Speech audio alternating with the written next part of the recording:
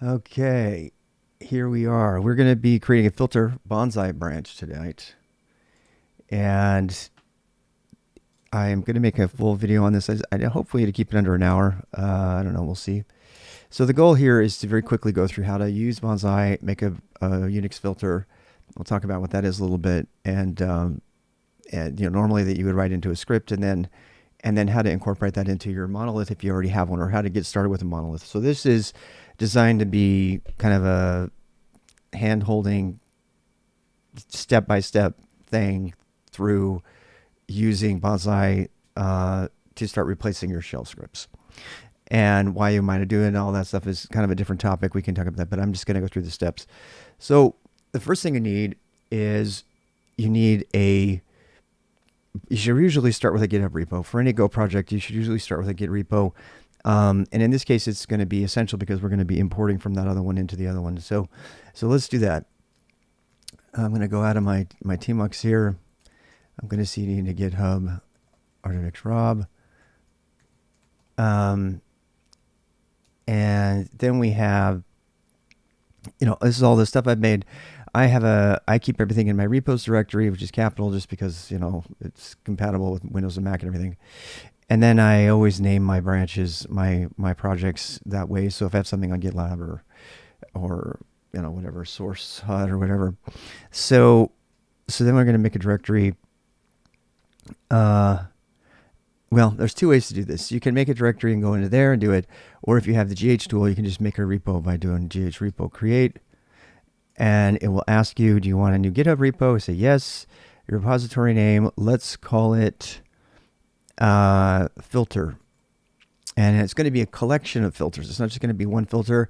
Why this big long word? Because I want to be able to say it. So my big thing with Bonsai and stateful command branches is that the command lines that result can be spoken, unlike anything that uses getopt. And that's the primary goal for me to do that.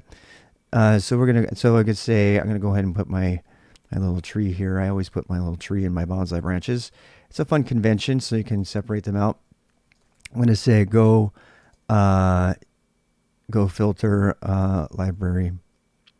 So, it's just my own personal library of filters. The first one I'm going to do is something like, commenting out lines or totaling up all the lines that have an integer at the beginning of them. We'll get into that later, but that's why we're doing this. We're going to make it public. And do you want to get ignore? No. Do I want a license? Yes. Let's do Apache. It's the best one. It's the most supported by businesses. Best chance of you using your software on the job as opposed to MIT or some of the other ones. Clone the repository locally. Yes. So now we can cd into the filter directory, and we have a filter directory. If we want, we can make a README. I don't know if you can actually go ahead and we can go ahead and look this. You can do repo view, and we can go, grab, whoops, I don't have tmux on. So let's go ahead and start tmux from here, since we're kind of where we want to be.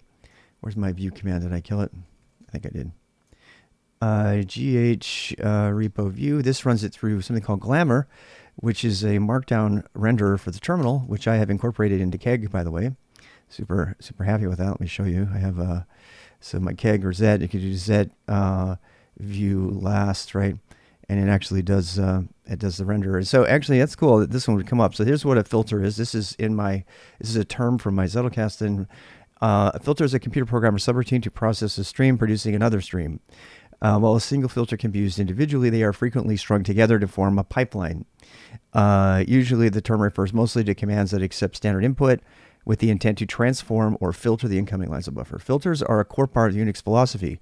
Modular, composable filters are the UNIX way, not plugins. So if you're using NeoVim with tons and tons of plugins, or using a big, fat, bloated Emacs with lots and lots of plugins, you're not following the UNIX philosophy.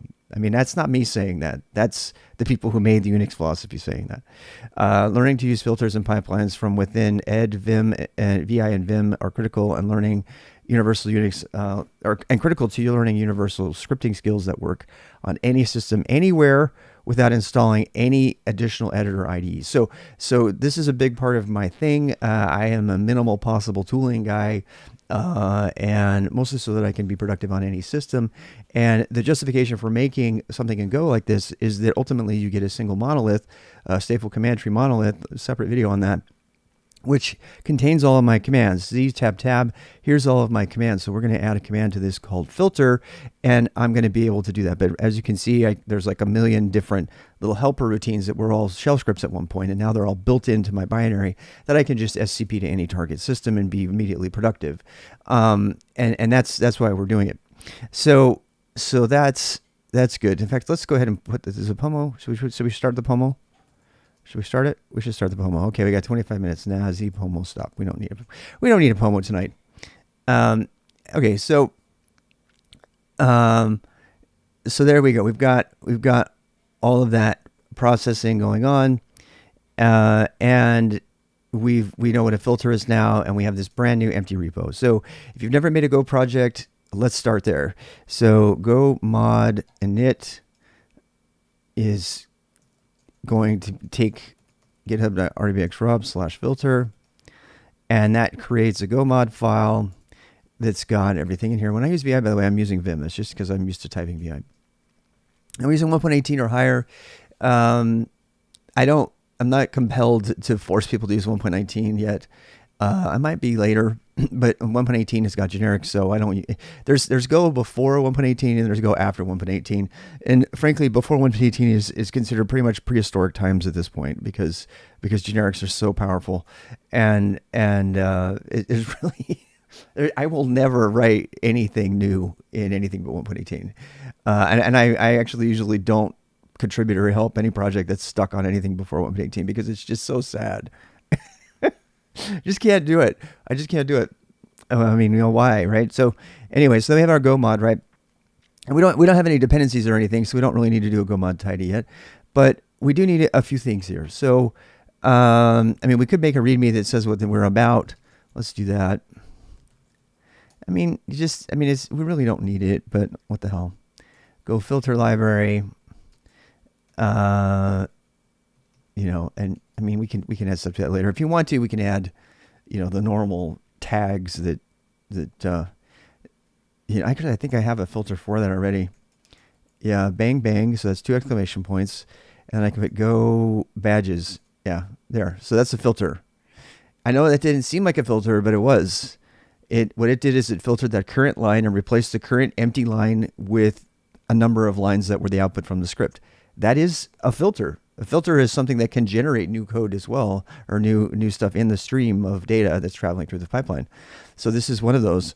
As you can see, it knew to put filter in here. That's why it qualifies. You see how it put the word filter in here? That's because that filter that I just ran, and you want to see how we could include the source of that filter right here. We could do bang bang cat, which was it Go badges, and we can get the source code. There's the source code. We can even put this as Golang, Go here, and so there. Actually, no, that's bash. That's bash. I should call it bash. So that's a filter. This is what a bash filter looks like. We have one. Well, this is one of the many filters that I'm going to be converting over and adding into my filter package library that anybody can use after that. If you want to use it and put it in your monolith, you just import it on your import line on Go. You're good to go and recompile. So that's why I'm doing this. As you can see, it takes the URL, kind of detects it from the Go mod file, and it parses it out. But so we could let's do this like an example filter. We'll put that as an example filter, right? Another filter would be something like comments. Let's see. This one adds Go badges. We could do. Let's see if I think I have another one here. Bang bang. Let's do cat, which is the one I was going to do before. CMT, just commenting stuff out. That's a good one. This is all I need. I can't hide my comment on that. Visual mode is so stupid. I don't know why people use it. I don't. I'm sorry. I was kind of opinionated. Oh well. A universal way to add comments. Why would you do this instead of the stuff in visual mode? Because this, you can add comments to stuff in your pipeline from the command line and not just from Vim. That's reason enough for me. So, I mean, there's, the usual way to do comments. So it takes it in and it transfers it over. I have another one, total all lines beginning with numbers. Let me do that one. Hey, how's it going, Dumb Chicken Brownie? Let's do bash here. Yeah, I forget the name of this one. Bang bang bash. Wait. I forget the name of it. I'm gonna have to go look for it. I think it's total. Oh, to emoji. That's another good one. Ooh, we should add that one. Oh, I got all these filters. I got to put this all in here because I want to convert them all. We're not going to convert them all tonight, but we're going to show you how to get started doing them. So let's see. Let's see here. What is visual mode? Yeah, exactly. So how about this? Let's do cat, which to emoji. To emoji is another cool filter. Bash. Oops. Bang bang bash. Boom, and that converts the code. So here's my to emoji thing. This is using bash. All these are using bash. So I want to convert these over to Go because I said I want to put it as a part of my Z command so it goes anywhere with me. But I already wrote them all in bash. So I got some empty lines here. It drives me nuts. So I guess a little bit of a bash thing here. So there's the to emoji thing. If you use these words, it translates those words into the actual emoji. And by the way, I forgot that this actually works. I forgot I have this even on right now. So I can do this. I can say smile or something, right? And all I have to do is save it. I just have to save the program. And it says, do you want to reload? You say, yes. Because why? Because it reloaded it and replaced the emoji. On save. So on save, I have running my file run through to emoji on there. And it just goes through and it does the whole thing, it runs it through to emoji. So that's to emoji. God, I have several others.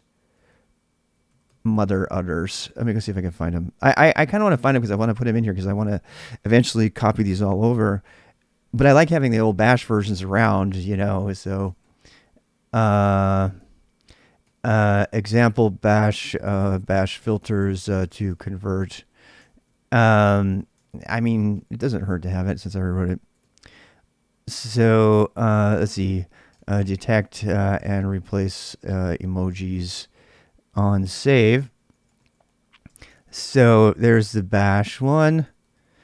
And here's how you would change Vim. I should probably put this into a Zet. I probably should. Maybe I will. Put this into a Zet. I don't know. We'll just use this README for the thing. Of course, it can't be a description for YouTube because you guys got code in it. You can't do that. Another reason to pair a Zettelkasten or something like that, a keg, with YouTube, because then you can go look stuff up, right? So let's do this. Grep vimrc to emoji from the vimrc. I'm going to replace this line. I'm using filters to do this code generation. I'm going to replace this line with its output. Exclamation point. So let's run that through bash. There we go. So anytime we write a markdown file, we run it through to emoji, and it changes everything over. Let's do the total one. Let's go see. I have totals. Where is it? There's my totals one. I forgot where my totals one is. Let me see if my dot files. I have to find them all anyway. So let's see. Find name total. This is actually a kind of a cool one if I can find it. I think it might be tote. Yeah, it's just tote. Tot. It's just tot. So we'll say bash cat which tot bang bang bash read lines total, goes to the bottom and adds them all up and gives you the total. So these are all filters. Some of them are more transformative than others. You can use anything as a filter in Unix and Linux. That's why it's so cool. No, I'm not. I'm not using language servers. I don't like them. I made a video about language servers. They're unnecessary. The only reason you really need a language server is if you want to do code completion, and I fucking hate code completion. It gets in the way all the time. I don't need it. So that's a number of filters that we're using. There's one in particular that I was working on this morning, and I kind of want to add. I can't remember right now.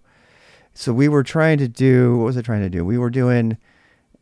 So we have the that's the badges, the Go badges one. We have that one in there. What do we have? There was another one we were doing. We were doing the keg stuff. Oh, I want to make a filter that takes. Okay, this is what I don't have one right now. I was about to go make a new one. This is why. Okay, so I wanted to make a very simple filter, and this is the one we'll do for tonight. I don't want to write the bash code, but I want it to take a URL, right? I want it to take a YouTube URL on its own line. So if we have a YouTube URL, let's go grab a YouTube URL. So I don't know. Let's go find. Do I have one? Here we go. So we grab a YouTube URL, right? And I wanted to detect a YouTube URL, and I wanted to actually make it into a nice happy markdown link with a video. I mean, it's a simple thing. It's kind of contrived, but I do use it, and it is it's valuable to me. So I'm gonna put I want to put a little thing there, and I want to wrap it in angle brackets so that it will work, right? So that's a very, very, very minor transformation, obviously, right? All I have to do is add a prefix to it. And I mean, I could do that with sed, right? Sed, by the way, is just a Unix filter. It's just a big Unix filter that has lots of, variations that you can do. But that's just a tiny little thing. So, I want to be able to transform any YouTube lines on their own. And I could write it, I could be done with it already, right? But I wanted to take this as an opportunity to just write a really quick Unix filter. Like, well, why is it so much just about little thing? Well, that's because I want to illustrate all the steps necessary to create a new command.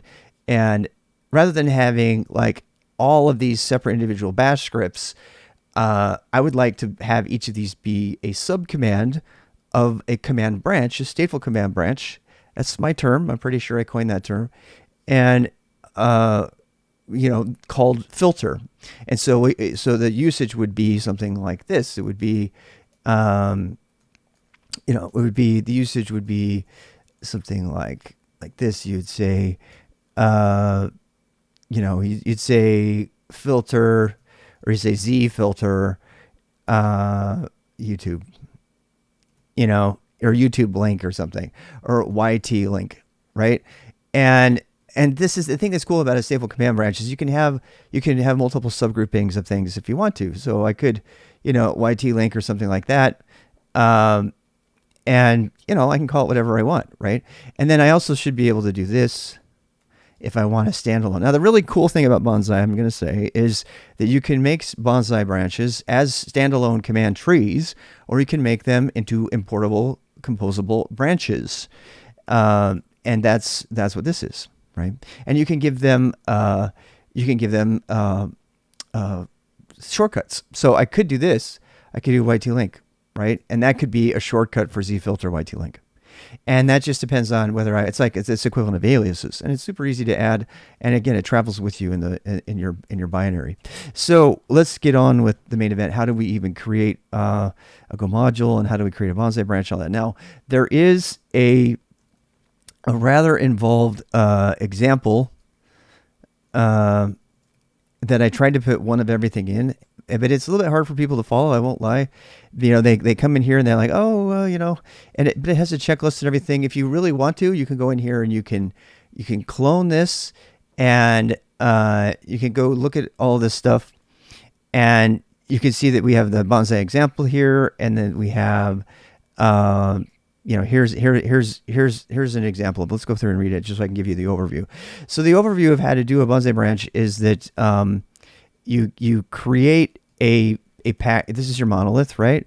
And then you import the different commands, and usually you import the help command, which is optional, but it's usually imported. And then we are going to do examples. Here's some examples that are being imported, right? So these other commands that are there. When you have this here, then these things become completable. That means tab completion, and they have help documentation and everything on. Here's how you add the completion for Bash. And they come with embedded documentation. And this is just, how to go and change it all. So the way that we're going to go about doing this is we are going to create. Now, if you wanted to, you could clone this example and read through every line and delete everything and get familiar with it and everything. But I'm going to go ahead and do it from scratch, so that we're not deleting a lot of stuff. We're kind of just building new stuff, right? So you can keep track of it. But I wanted to refer to that over there. Okay, so we've got our README file. We did our go mod init, which is those are the first steps, right? And the next thing we need to do is we need to create a place. We need to create the basic. So there's three things that Bonsai repo has in it usually. Okay, it has the high level functions that have nothing to do with Bonsai at all. These are just high level functions, so that anybody could import the code that you're making, and they could use it without it even being a Bonsai branch. Right. And to give you an example of that, if I can take my keg command, right? So here's my keg command, right? So I have a keg.go, and I have import node, I have, dex remove, mgo doc. So as you can see, we have these functions that are very, very high level functions, right? And the idea is that you keep your business logic, it's a term from software engineering, in these high level functions that anything can use, and therefore your module, your Go module, is importable as a standalone just for that to do, for the people that use your functions. But for the people who want to go a step further and they want to use that business logic as, an importable composite stateful command branch, they can also do that. So the first thing you'd add is a package variable. And it has to be in the top. By convention, it doesn't have to be large projects. By the way, larger projects usually will put a PKG or something like that. I don't do that. You definitely could do that, but you don't need to do that. Most of the time when you're doing a bonsai branch, your stuff is being factored to a scale that is breaking things out into separate repos, as opposed to one monolithic repo that's got all your stuff in it. Not always, but so that means that there is no PKG here, but there is a CMD, and we're going to get to that. So we're going to say, by convention, we name it the same as the package. That's just something that's been going on for years. We're going to name the package filter. And it doesn't have to have anything in it for right now, but this just tells the world that, hey, this is going to be a filter, and we're gonna put some stuff in there. Now, I don't even know if we're gonna have any top level commands to use. I think we probably could, though. I think the way to do this is to probably write our filters as functions. Yeah, we write our filters as functions that take some sort of input. Hey, how's it going? And then we just call into those things from the command. Okay, so let's go ahead and make the scaffolding for our command. Okay, so right now we just have a regular good old package, right? In fact, let's go ahead and stub. Before we get moving on, let's go ahead and stub this. Let's say we know we want to have a YouTube thing, right? In fact, in this particular case, we almost could make a separate direct. We're not going to do it. Kind of premature, separation into separate subdirectories is probably, I don't know, but let's go ahead and do that. We know that we're going to have some YouTube filters, right? We're going to have some YouTube related filters here. So let's do that. Let's make a directory called YT, and we'll have a filter in there, and we can go in here. As long as this thing doesn't call into the other stuff, we won't have a problem. And we're going to do YT YT and then YT. So this is a separate package in the same module. Go, and we'll call it package YT. So that's as in YouTube. I mean, we should probably call it YouTube actually. And the reason for that is because I don't want to have, naming conflicts. It's possible that somebody would name their YT is kind of short for a variable name and Go a package name. So, if they want to, they can go ahead and make a prefix for it or something. So I don't know. What do you think? I mean, that's fine. Let's keep that. So CD into YouTube, move YT to youtube.go. And we have package YouTube. Okay, so let's make sure everything's good. Okay, so let's wait. Did I put youtube.com? Did I actually write that? I'm such an idiot. It's because I've been typing. That's why. Oh damn! I put an extra e on there, didn't I? All right. So what are we doing here? Okay. So let's actually make the stub of our function. So function YouTube dot what? YouTube dot linkify. How about that? YouTube.linkify. I mean, it doesn't have to be anything fancy. It's just like if I see a URL, I want to make it into a link. Okay. I mean, function. This is crap. Lol. Ha. So we could do linkify, and it's going to take what? What is it going to take in, guys? People. It could just take in a buffer, right? But I think it should take any string, anything that can be stringable. And I'm going to use something called toString here. I'm going to take in an any. And I'm going to go I have another package called to, which has a stringer in it. It has a string converter. It's really cool. It will convert anything that can be converted into a string. Anything. It'll read an IO buffer. It'll take bytes or runes or strings. So it's like really, really, really, really, really high level, right? If you're doing something low level, you wouldn't want to invoke that level of indirection just to get a string. You'd want to be more specific. But we're writing really high level code that's just meant to be useful at the highest level. So like it's basically replacing shell scripts. We would never get that down and dirty if we were not doing shell scripts, right? We would. So so we can say this. We can do a little thing. Not too much comments here, just enough to get us. So linkify converts anything that can be passed into to.string.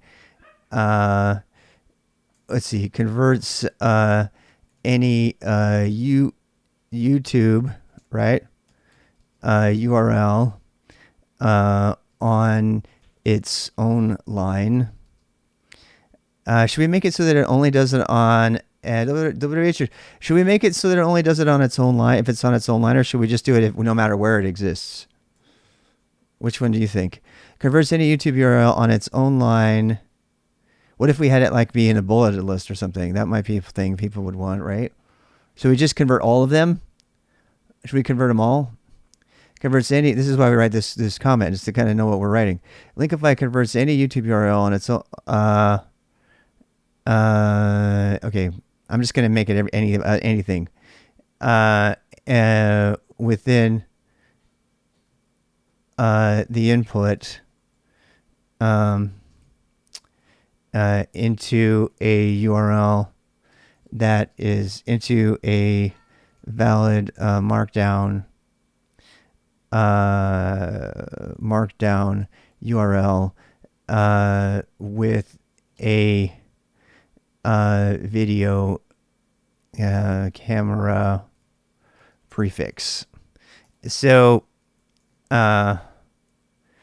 with how about that with the past with the past prefix. Okay, how's it going, Matt? So actually we're gonna make this we're going to make it take variatic. This is normally you don't do that unless we're dealing with very, very, very high level functions. Variatic functions usually have a lot of indirection. They're very inefficient. So don't do it unless you're really, really high level. And we are. So, we're not writing Python here, right? So convert your YouTube URL with the input into a valid markdown URL wrapped with angle brackets. Yeah, and prefixed with the optionally passed prefix. Default is, and we'll make a video. We'll make that default is a video camera. Okay, and I mean, it's a pretty simple little filter thing, but I thought this would be good for an example. And then that returns a string, right? Okay, so here we go. So Linkify converts any YouTube URL within the input into a valid markdown. Anything that it can. I'm going to do that separately. Into a valid markdown URL wrapped with angle brackets and prefixed with the optional pass prefix. Pass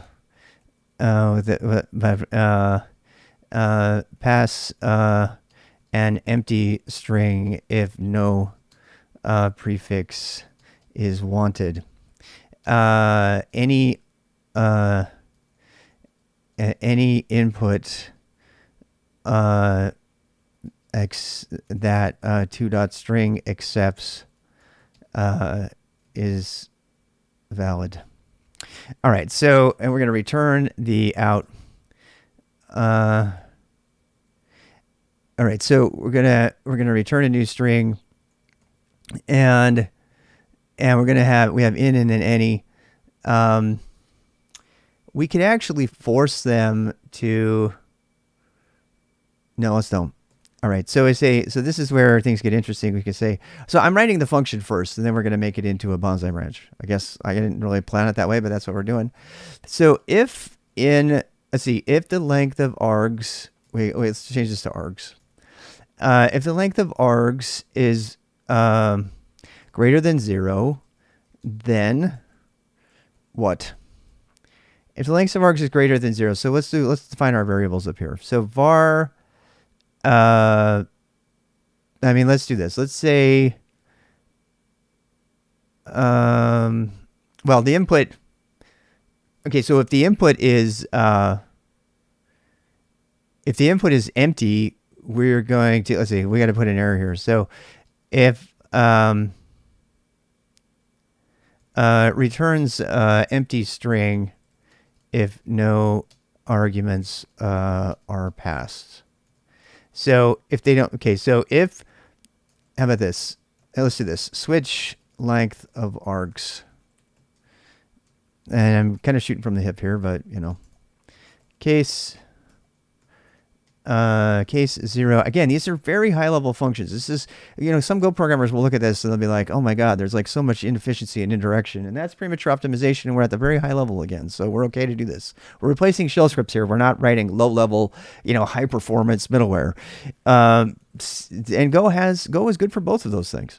So case 0, if it's 0, we just return an empty string, right? If it's got 1, then what? If it's only got 1 argument, then we're going to convert that argument. Actually, no. If it only has 1 argument, then, well, we can do both things. I mean, I don't want to get too crazy here. So we could say buff, we could say input equals 2.string, and we'll do args 0. And if we have 2, right? If we have 2, now I could actually let's do a switch properly, shall we? Yeah, most of the time they're going to have 2 arguments. So let's put that up here first. Now, if we do this, we can do a follow. We can do a follow through. Fall through. All right. So if we have 2 arguments, then we can fall through. This is not falling through though, right? Actually, no, we could make this just the default. No, we don't. Actually, it's interesting. We need to actually say if it's greater than 2. We should probably throw away the extra arguments after the end. and allow that to happen, but I don't think I want to do that. Yeah, let's do that. Let's do that.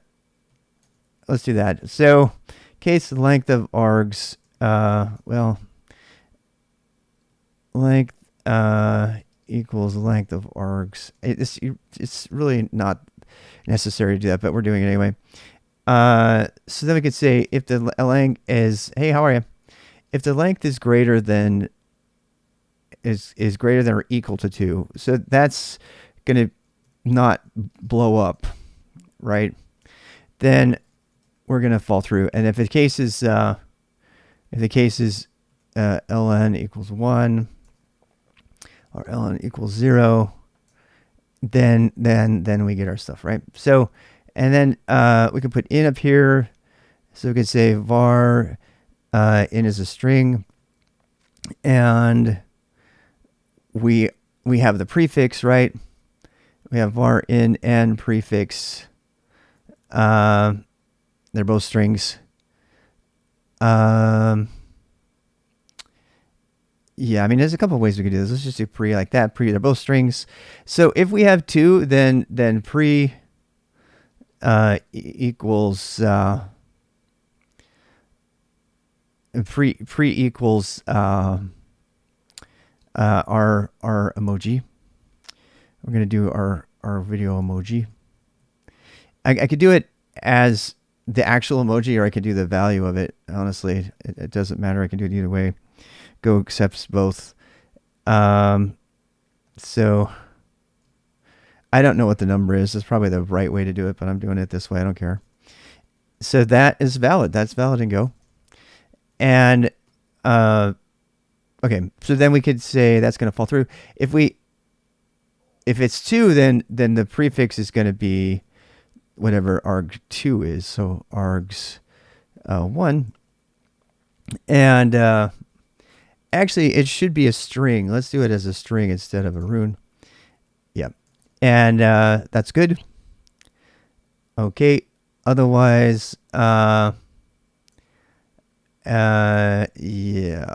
And so we have Linkify here.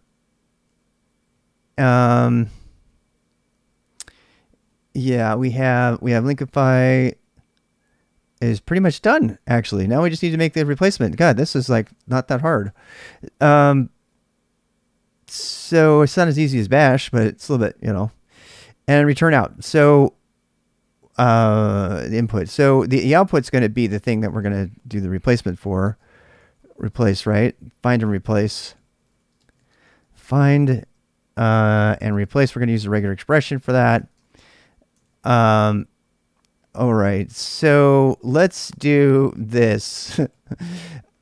All right, we need to, so we're going to, it looks a little bit cramped, don't you think? Let's make it a little bit more readable. We can put our initialization up there, put some white space here. So we got it. So let's just recap. So we got our length of args. We'll put that down here. I wish you could make it greater than or equal to 2, but I don't think it's too bad you can't do that. Anyway, so we have our length of args. If we have more than 2, then we're going to do that thing. Some people do this. I don't know if it's overkill. What do you think? Some people do this to make it readable. Do you like that? I'm all for readability. So, I mean, another thing about this too is you could, if you wanted to, you could just, move stuff around. But I don't know. It's up to you. Anyway, so nice and readable. Okay, now we need to do the find and replacing. So we need to do it. So to do the refining and replacing, there is, you can do the Go doc, and you can go look up the regex package, regexp, and we have like tons and tons of regexes. See, they all, there's so many of these, and they all follow this kind of thing. In fact, not all of them are documented, but they all follow this thing, right? So we either find them all or we replace them all and stuff like that. So we're gonna go find I gotta go find the replaced ones. I have to look them up every time. This is probably be done by now because I know how to do it.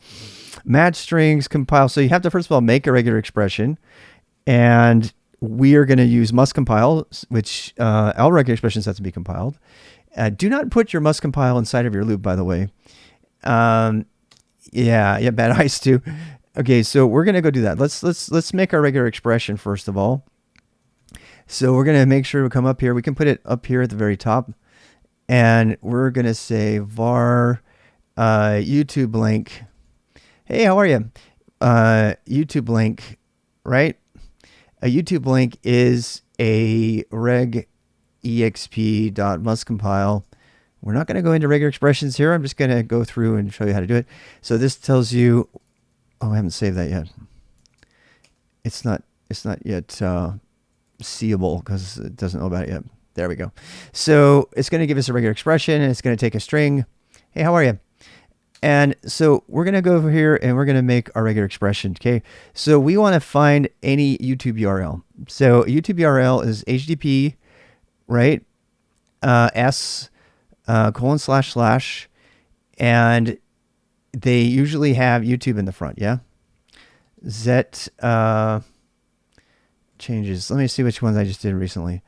How to do interactive git staging. Okay. So Z edit, actually Z view last. Z view changes one. That's not the one. Z view changes. Actually, commands enter. Oh, that's weird. That seems odd. Why is it? I might have a bug. I do have a bug. I do. My Z view is doing a filter, a different type of filter. I gotta make a note of that. Give me a second. Issue. Wait. Let's see.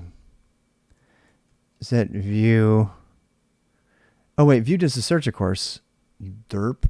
I feel stupid. I'm doing my own program. Z changes. So these are the last changes. So let's do Z view 1769. All right, so there, you see this URL right here? That's the URL. That's the YouTube URL, right? And we could go copy and paste that using tmux and go put that in here as a reference. Example. Let's just go down here. You can always tell. Okay, so HTTPS.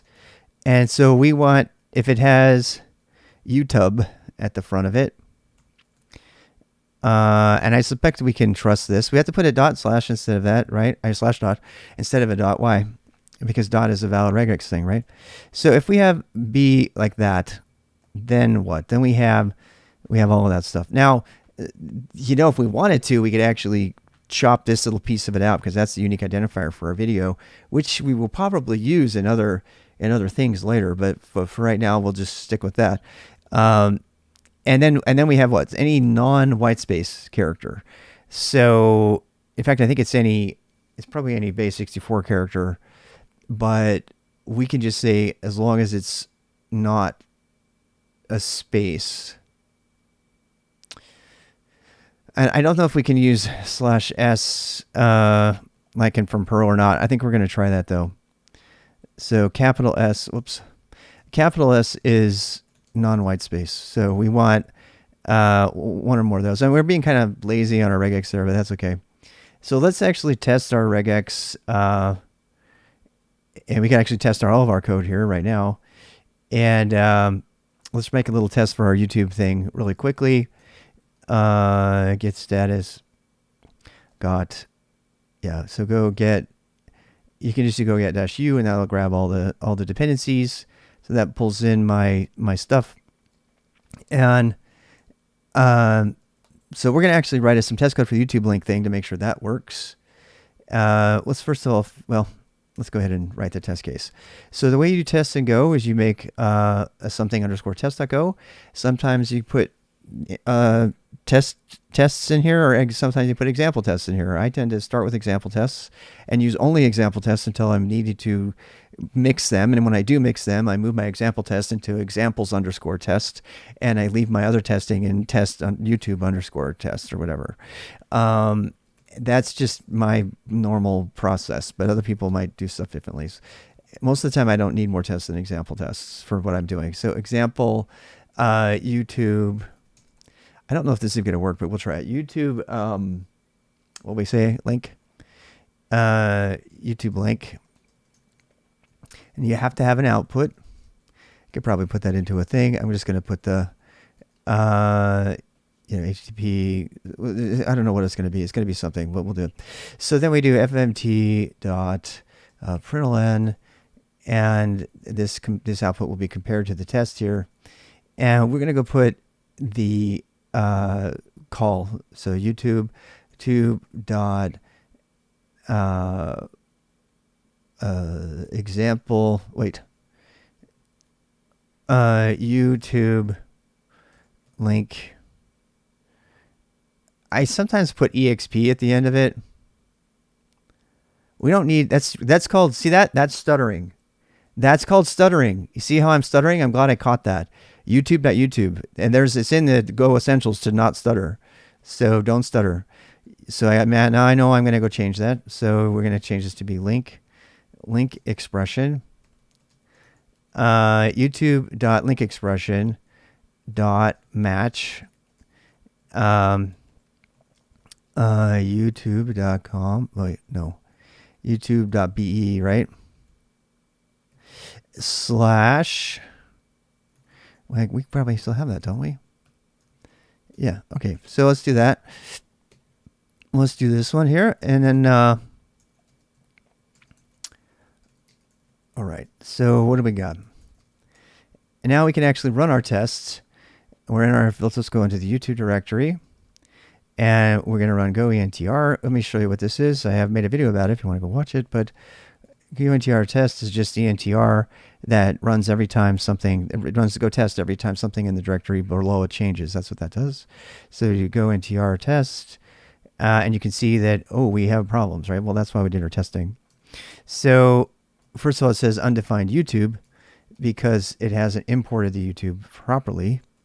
So we need to change our import line here to do that. I don't know why I didn't pick it up, but it should have. But we'll go ahead and give it a little hint. rxrob slash filter slash utub. All right, so that time I got it. N is declared but not used. So we have other errors to go deal with. So let's go deal with that. This stuff is all in here. So let's just comment this out since we're not testing it right now. We're going to comment that out, and we should get a pass. YouTube link expression, right? We renamed it, so we got to change it to YouTube link exp.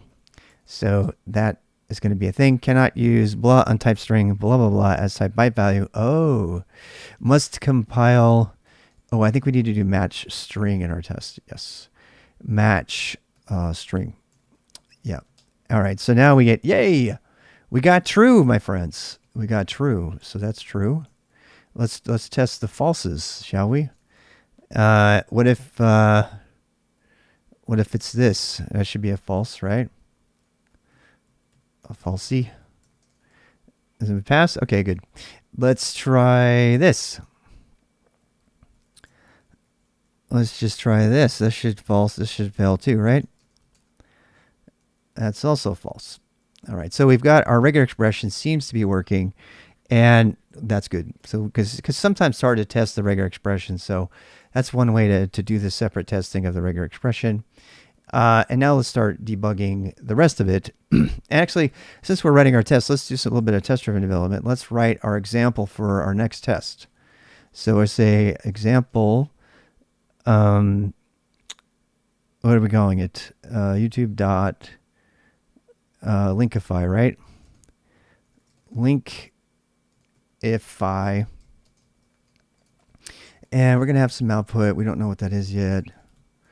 But what else are we going to do? We're going to have, what are we going to do here? We're going to have to run linkify.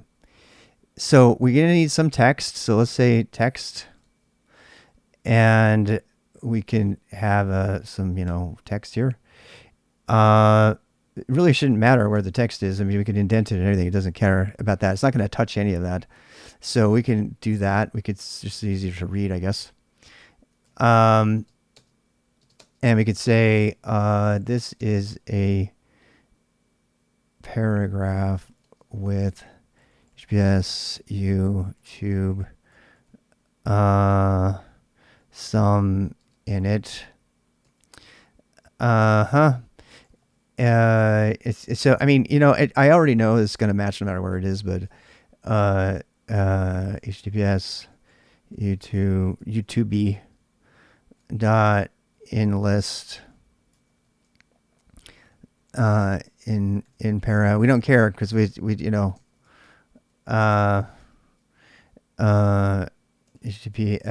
YouTube own block, right? And so all of those should be. I mean, it's a relatively minimal test, but whatever. So what? So what? What should that turn out to be when we print it? Well, let's try that. So fmt println. Let's print YouTube.linkify text. Right? And that should print out the text that comes out of that. And I'm going to save it. It's going to be like, I don't know what to do because there's no linkify. Okay, fine. Well, let's go make it. We'll make linkify. So linkify will uncomment this. We already have that all documented up. We should probably do situations where we call it, where we're passing stuff, different parameters, which we're not doing right now. Cannot use arg1 of type any as type string in assignment. Need type assertion. In declared but not used.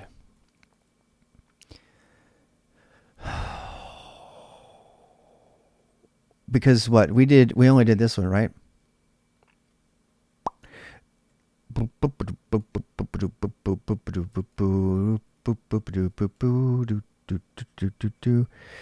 trying to think. Why is it not declared? It's in there. It's right here. It's right there. Does that not say in? Undefined out. Oh, okay. Let's do that. You know what? I could.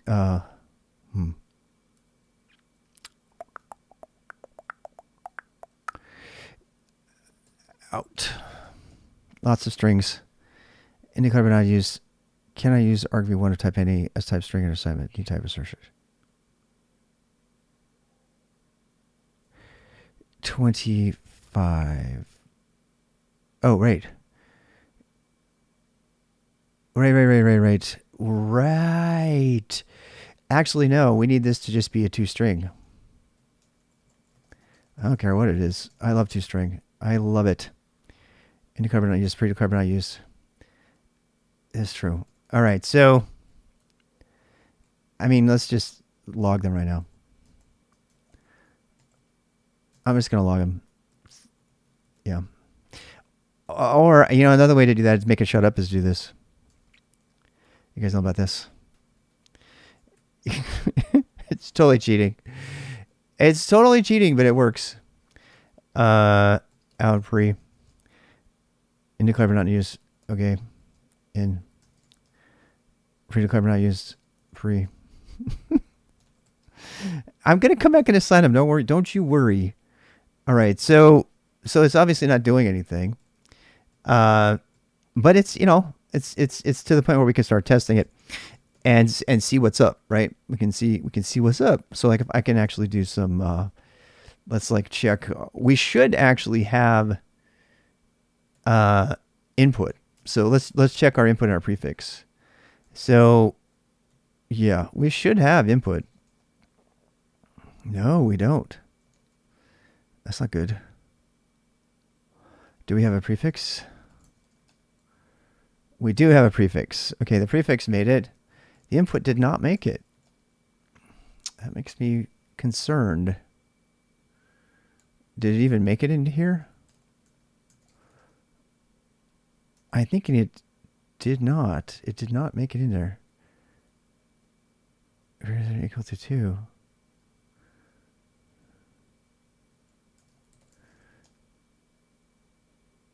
It didn't make it in there either.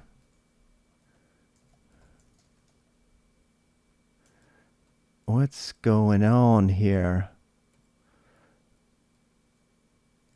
Oh,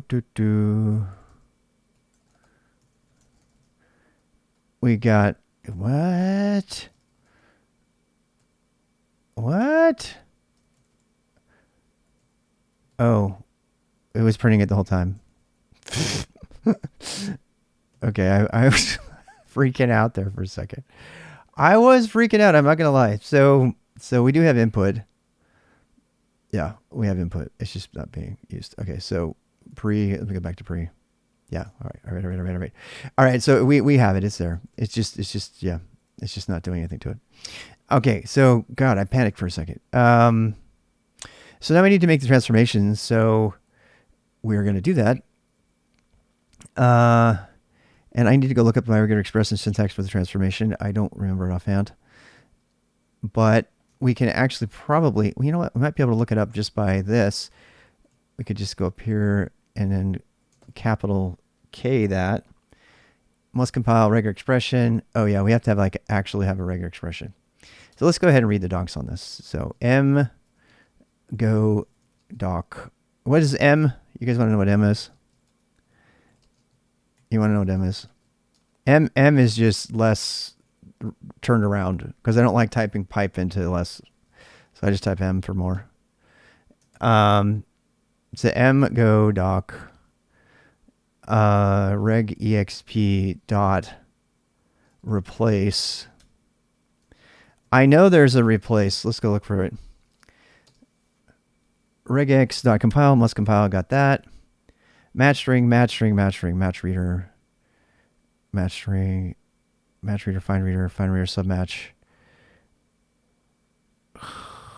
I forget the syntax for it. I should know it.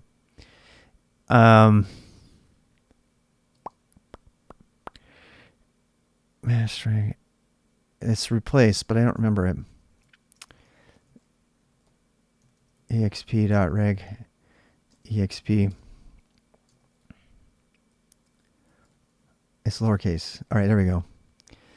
Find all submatch, find all index, find expand string. What? What does that do? What does expand string do? I don't remember. Look at them all. Replace all. That's what I want. I want replace all. I want replace all string. Do they have that? Replace all. Replace all function. That's kind of cool. And replace it all with the output of a function. That's cool. Replace all literal. No. Replace all literal string. Source. Replace. What is that one about? I don't remember that one. Replace all literal string. Replace a literal string returns a copy of the source src, replacing matches of that regex with the replacement string repl. Huh. The replacement is substituted directly without using expand. That's cool, but no. I didn't know about that one. Replace all string. Replace all string. There we go. Replace all string returns a copy of the SRC replacing matches of the regex with the replacement string REPL. Inside REPL, signs are interpreted as expand. Good. This is what we want. Dollar signs are interpreted as in expand. So, for instance, $1 represents the text merged for the first submatch. All right, that's important. And $0 is going to be the main match. This is standard regular expression stuff, but I don't want to dive into that too much right now. So what that means is down here in our Linkify, we need to have, what does that return? A string? Okay. So we're going to return link exp. I mean, damn, we can just return it. Return. We don't even need all this. We don't even need the output. Nope, we don't need it. So we can say return link exp dot replace what was it? All string with so we have the source. The source is in, right? And the output is REPL string. So we're going to do that REPL string. So we're going to make a new string. and we're going to replace it with $0, which is the match. That's the match. And we are going to put our prefix in front of it. Pre plus, we want at least one space, and then we want, do we want a space? Do we want to force them to have a space? I think we should probably not do that. I think we should let the space be part of the prefix by default. That way somebody might not want the space. All right, so pre plus that, and then we're always putting angle brackets around it though, right? Now, this is assuming there's not already angle brackets around it, right? So, we need to actually, I already know we just broke our code. How are you? Because, hey, look, it worked. It worked. Our test worked. Huzzah. Except this one didn't work.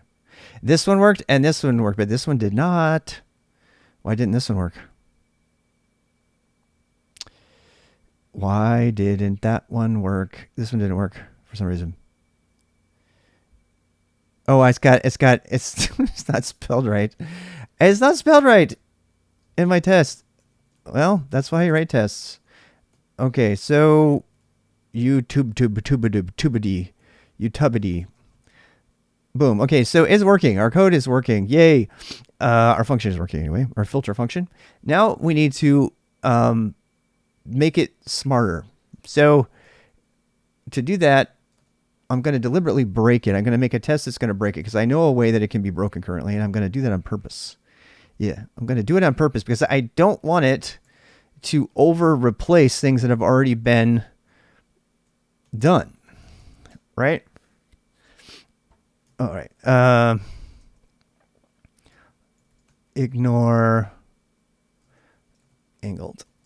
That's the new name for that. And as you can see, we have a problem, Houston, because now it's, oh God, look how ugly this is. See that? It's got double angles on it. We don't want that. That is bad, right? Let's actually make our first test successful. And one of the things I'm going to do to handle these line returns and stuff, because they don't translate very well into example tests, is I'm going to turn this print statement into a quoted print statement.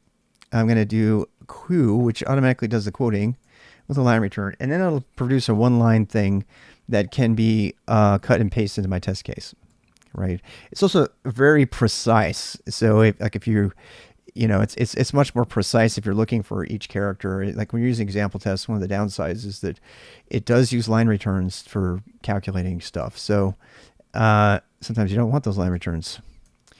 What did I do? Did I not cut and paste you properly? I was talking, so I have Twitch brain. Twitch brain is not good. Okay, so that test passed. So that we got our other test to pass, Yahoo, and now we need this test to pass. So what should this, successful thing be? Well, let's go actually do that. So if you know that, let's go put that success criteria here, and that is not, this will pass, but it's not supposed to. So we don't want that, right? We want this to not have a prefix and be totally left alone if it's already been escaped or already been angle bracketed. So that's the performance we want. That's kind of the test driven part of it. So let's go back to this and fix that. So where do we fix it? We need to fix it we need to fix this here, right? So we need to do a negative or positive. We can't, in regex, unfortunately, you can't do negative look ahead and look behind, or positive assertion, like ahead and look behind in the regular expression engine that's built in to Go, which uses PCRE actually. So we're going to go ahead and come up with something else. So we want to say that this has to be not an angle bracket, right? So it cannot be an angle bracket. So we're going to put a question mark here, right?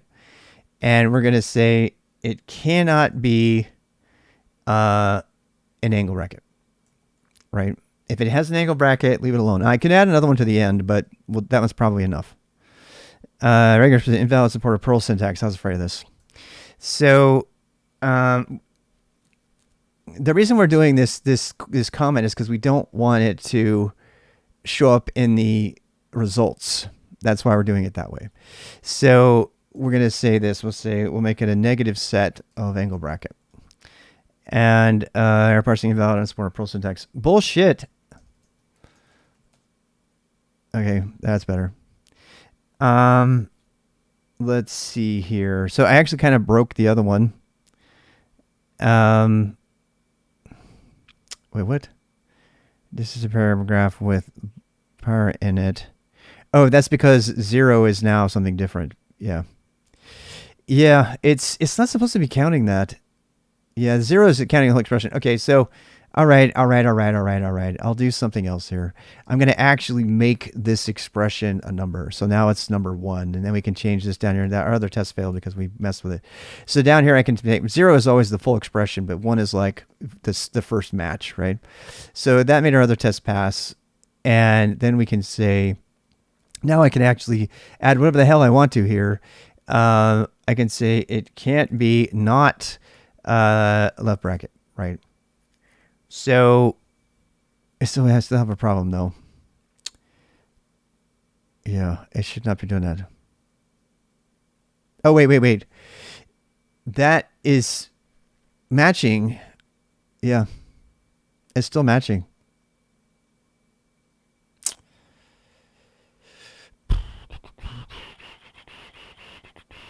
I wonder if it's doing it twice. Huh. Oh, no. You know what? This one is failing because I think we put the space in it. No? Let me see. This is paragraph, blah, blah, blah. In it. Okay, that's fine. Oh, look, I put a space before it. Oh, wait. So it's gobbling up that character is what it's doing. Yeah. Yeah, it is. It's gobbling up the character and it's not adding it back. This is afraid of this. So, yeah, I don't want to have to do this, but we're going to do it anyway. So, I wish we had negative look ahead.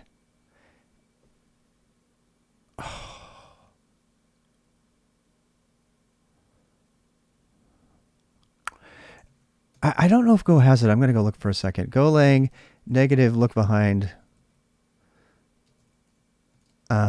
expressions. I don't think it has it, but I'm going to go say it's PCRE. So since if you negate a look behind, you are using a simple character set. Negative look ahead and go expressions. Negative look ahead isn't supported for technical reasons, specifically because it conflicts with other guarantees. A negative look ahead and go expression. Negative look ahead isn't supported. Specifically using, yeah. All right. Well, it doesn't look like we have it. Negative and positive look behind with examples. So this is how it would normally look, but that is not supported. That's negative and positive look ahead, but we don't have that. So because it takes a long time. So let's figure out another way to do it. Another way to do it would be to just match this thing, unfortunately, right? And I mean that is not going to be included, but it's going to be gobbled up in the find. So this means that this here we're going to need to put 1 and then 2 here, and that should get us closer. No. Oh, come on. We want to be able to get not angle brackets here. I mean, if we were doing our own searching, replacing, we could actually do this. We could do the locator searching if we wanted to ourselves, if we were doing our own parsing. But this is not happy. Yeah. So if we had, I don't know. Let's go back. Let's go back to square 1 and then start all over. So let's just do 0. This is the entire match. Maybe there's something simpler I'm missing. So that is not what we want, right? And I don't want to do 2 regular expression matches. That's overkill. So we could say, oh, I mean, if we just do this, does this keep us on track? All right, let's do one at a time. Let's do the changes one at a time and see where it breaks. All right, so that immediately broke it, right? No, that's the same way of being broken as before. That's the same broken as before. Okay, so that's good. And we want to have not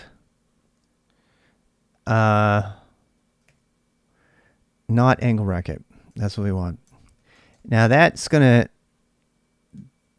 up our other test. Let's actually I want to stick with our one test first though. So angle. I want to just stick with this one for a bit. Oh, look, that one passed. What the hell? What? So that's so our other test is working. So we fixed our test. Now we broke our other test. Yeah. All right. Well, that's good. So go ATR.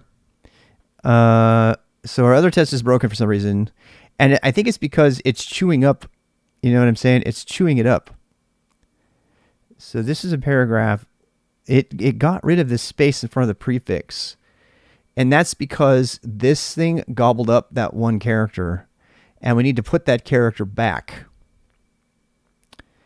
And if we do that, we should be fine. So to do that, we have to know what the character is.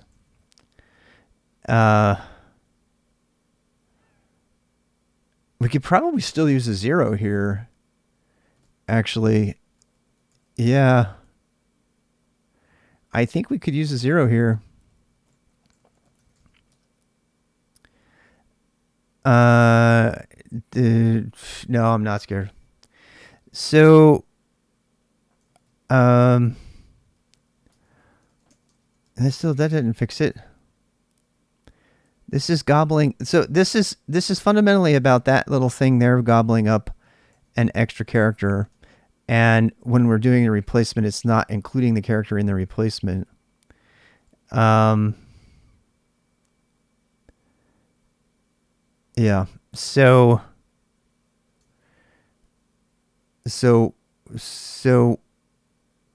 we need to do. So right here needs to be 1, and this needs to be 2. Did you get a good regex? I'm still missing something. I don't understand why my regex isn't working. Oh, because I didn't capture this one. Okay, here we go. God, why isn't that working? This is 1. This is 1 and this is 2. And it should be replacing it with 1 and 2. Regex is hell, it is. But this is normally not that hard. This is a super simple thing. It's just kind of why I'm freaking.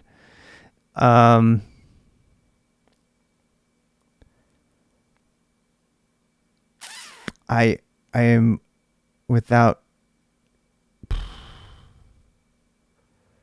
paragraph inline. Not angle bracket. It's not doing it. Let's go. Let me try something. Yeah.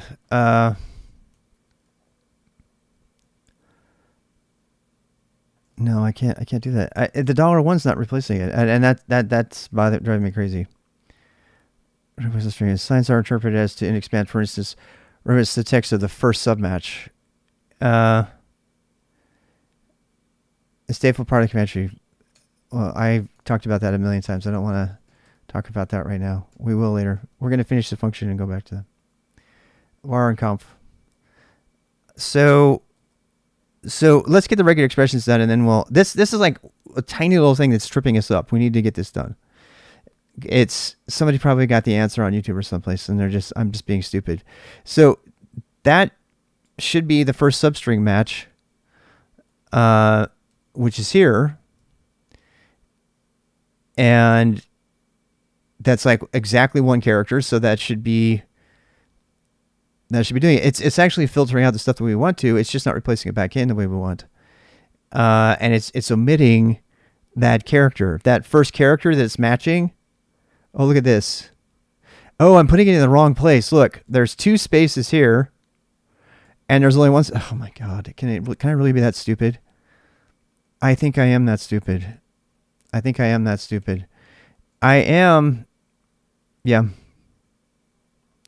It goes before the prefix, of course. You dummy, Rob. Oh my god, I feel so stupid. I apologize for my stupidity there. It wasn't stupidity. It's gonna pass now. Yep, there we go. False, false, false. Want true, true, true. Okay.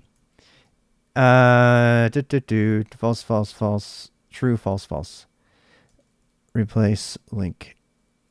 Okay, so that example link expression.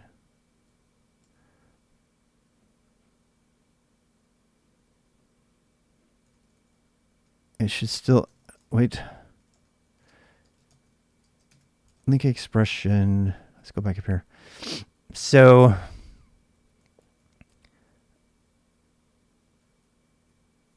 right. This is different. Yeah. So this doesn't match true anymore because it doesn't have a space in front. Oh, you know what we have to do? Oh, I'm glad we have a test in there. Yeah, I'm glad we have a test in there. Also, we need to do this. We need to change it, make it so that so this is true. We need to make this so this is false. Right? So that should be false. What we forgot to do is we forgot the beginning of a string. So let's do that really quick. So let's say a regular expression. So we need to, it's not just this, right? It has to be this or the beginning of a string, which is that. That means if there's nothing there, right? So that should pass. Yeah. All right. So there's our regular expression, and it looks like we're safe.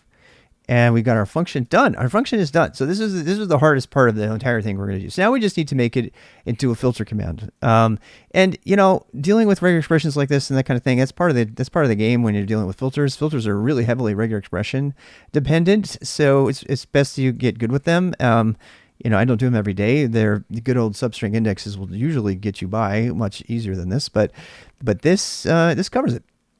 So now we have testable code. And I'm going to do kind of a safety commit to this code to make sure that everything is as expected. One more test just to make sure. Yes. Okay. So git add-a dot, git commit add, I'll say add YouTube dot linkify filter function. Okay, then we can come over here, get status. We got a lot of stuff to build here. We don't actually need the reason filter is here is just to show what package we belong to, right? Even though it doesn't have anything in it, it will, and we'll eventually put a documentation in here. In fact, you can put it in here if you want. Sometimes you can put a doc.go file if you want. Otherwise, if it's a small enough thing, we can just put it in here. This documentation will show up with the package. Let's go ahead and add a little bit of that since there's nothing else really here. So I use long form comments. They need to be here. And the idiom for this is package filter. It always starts with that. Package filter contains several sub packages, sub package collections of filter functions for use from Bonsai stateful command branches, trees, or just by themselves. All right, so now we have documentation, and we can do go doc, and it'll show us our package docs right here. And if anybody's like working in the middle of their code, it will give them the pop-up documentation automatically because of the built-in docs that we have for Go. We can get rid of that one. We can get rid of that one. We can get rid of this one. And we get rid of that one. All right, so we're back to our main one. And there's nothing to test here, so it's all good. Okay, now here's where we make it into a stateful command branch, right? And this one is maybe not going to have a lot of state, and we will get to the part about state later. But one of the things that we might be able to do with state here is have certain filters have variations on them. For example, like if we create a comment filter, right? We can change the filter based on the context. So based on what we're using it in, where it's being called from, and stuff like that. We can actually intelligently do things in our filters that are there. That can make those changes, or we can just set them to be stateful like all the time. So we're going to go ahead and add this to the filter. So the first thing to turn it into a command is we need to have a command.go file, and this is distinct from the other files because this file is designed to hold the Bonsai commands in it, right? So this is only code that's relevant to the Bonsai stuff. All the other code can be used completely independently, and there's really no overhead for that at all.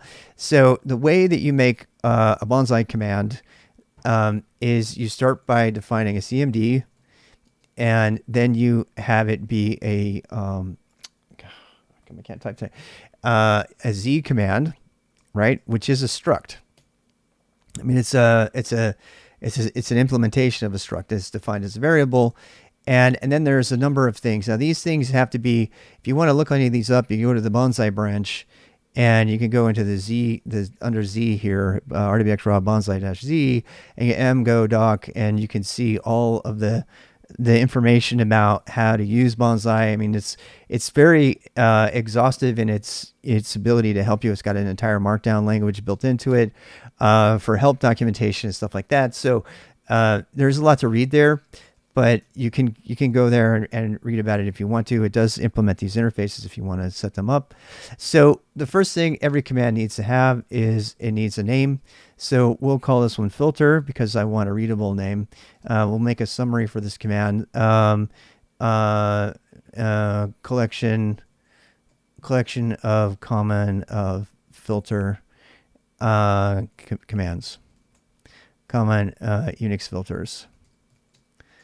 And that's all it is. And that's because it's kind of a high level. Oh, wait, whoops. I don't need that because it's a var. All right. All right. So, and then let's go ahead and give it some commands right away.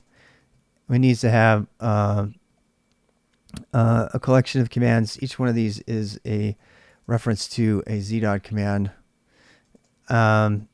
And we're going to have help.command. We're going to import that. It's almost always good to import the help command. In fact, that is all you really need for to start experimenting. So this is just the scaffolding. Now we have a lot to add here, right? We still have other commands to add here and stuff, but let's just start with that. Now, the best way to test a Bonsai command is not to write test code. It's actually to create a command.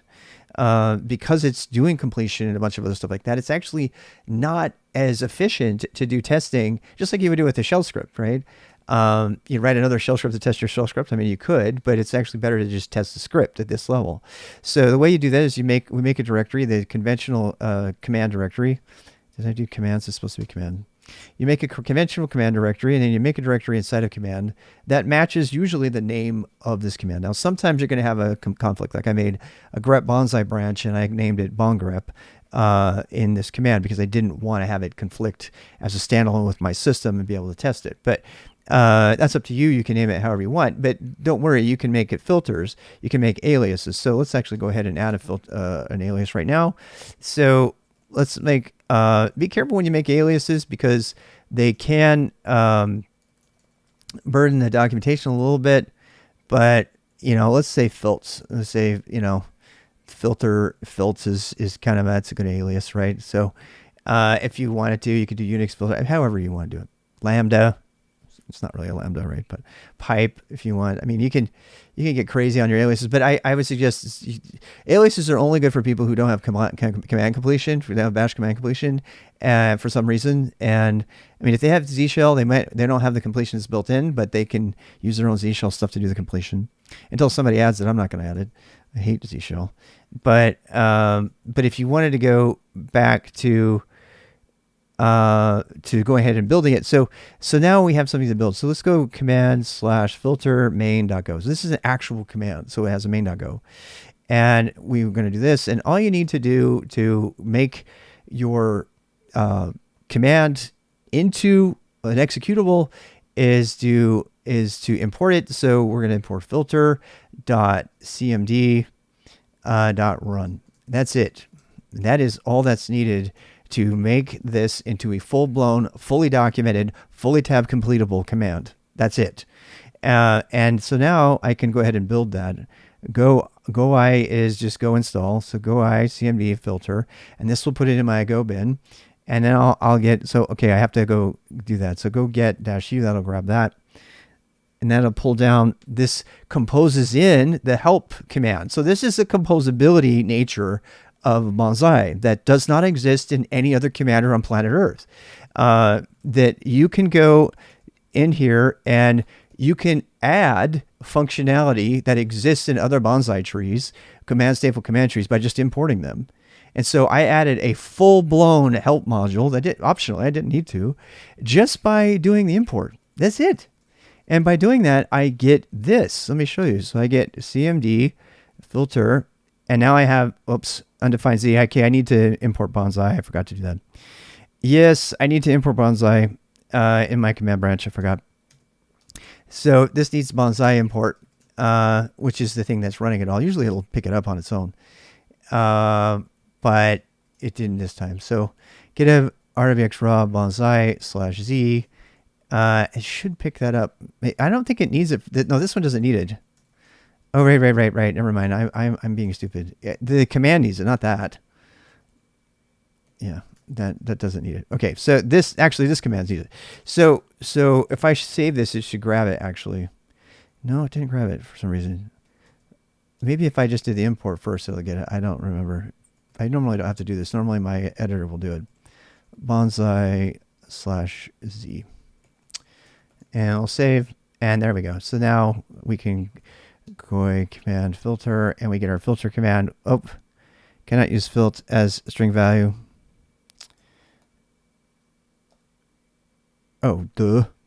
Aliases have to be strings, a strings slice. All right, so now I can type filter tab, and oops, that's not tab completion, so we need to turn on tab completion, complete -c filter. And now I can do filter tab, and I get help. I only have the help, and I can run the help, and you see the aliases, and you see the command, and we're getting ready to do stuff, right? So you've already got this help documentation for free. You can actually do version. It has no version. You could do name. You can do like individual things. You can do, aliases, in fact, AKA, it'll give you its filter. So you can, there's all these things you can look up. If you want to look up the help about the help, you can go hit help. You got all of this again for free. It does take these other aliases for common options. I don't like dashed options, but this is at least one of those things that somebody's going to want to do, right? So this gives you get all of this help documentation for free just by composing in the help module. And if somebody else makes a better help module, you can compose in their help module. It doesn't have to be mine. So that's the whole coolness of like composable stateful command trees, is that you can bring together lots of disparate things in kind of a Unixy way, even though you end up with a monolith at the end. And by the way, speaking of monolith, here's my Z command, right? So I haven't published this thing yet, but let's say I wanted to test it. So I do go work as part of my tree, right? Go work, use go work init. If you haven't got that, you need to do go work init to get your go work file. Go work use dot to make sure you use the current one. Go work use dot / filter. Now this will allow me to import the filter even though it hasn't been pushed to GitHub or anything yet. And so then I can go in here and I can say, I can go into my main command branch and I can go import it. I can just import filter here, and I can go down and add it to my list of other, this is a huge thing because it's got lots and lots of stuff. All my shortcuts are in here. This is a definition of a monolith. And then I'm going to add filter here. So I'm going to add the filter command. And now I've got filter. The filter command has now been composed into my Z bonsai, into my bonsai branch. So even though there's nothing there yet, I can Z tab, and I've got a new filter command. and it's now built into my monolith. So when I make a distribution, which by the way is Go build, it will build a distribution and the Z will get pushed out, and I can pull that off GitHub with curl on any target system, and I automatically get all the filters that have been in my most recent build.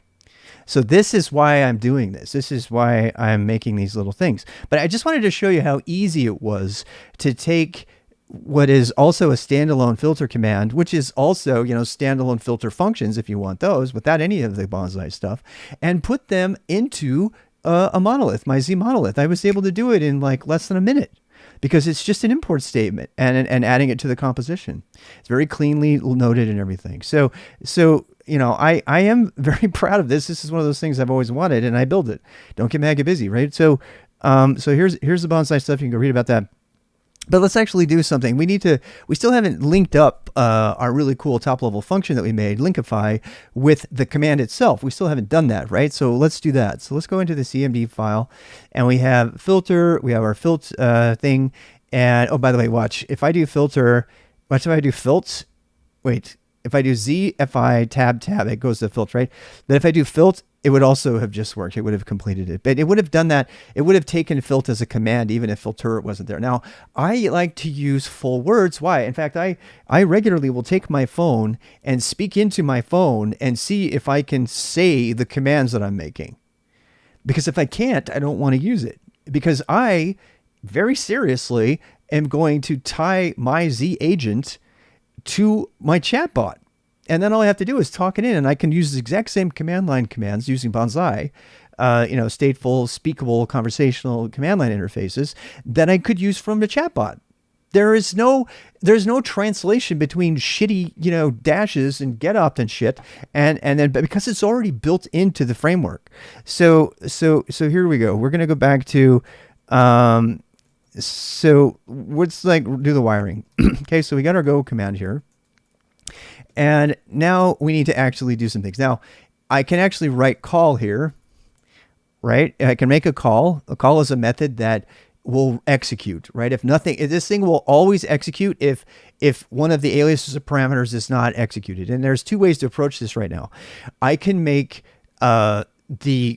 I can make a separate subcommand so that I have composition within composition, a branch of a branch, or I can make it into a parameter so that it's all handled in this top level command. And if you do that, however, your documentation is going to be flimsy because you're going to have to add documentation for your subcommands inside of this bigger command, right? And you can do that. You can totally do that. I've done it before, but sometimes it's easier to just make another subcommand. Now, we are not going to export this subcommand. This subcommand has to be exported. See the -C, but this other subcommand doesn't need to be. So let's actually make a command for our YouTube filter, and let's call it YouTube dot. Now this is where it gets interesting, right? So do we want to put all of our YouTube subcommands inside of the YouTube directory? Because we could do that. We could say, I want to do the YouTube command, and then if we do this, it'll be filter space YouTube space something, right? Because we're building out a command branch. So let's actually do that. Let's do YouTube, and then we'll do YouTube CMD. So now there is no YouTube CMD yet, but there will be. And let's go at it. So now we're going to go into the YouTube. It just depends on how you want to organize your stuff. But now let's make a CMD over in here, right? So now it's kind of the same thing. In fact, we can cheat here. Of course, we can go grab the CMD from over here. Just grab that. And I have commands for this, but I want to do it kind of the hard way.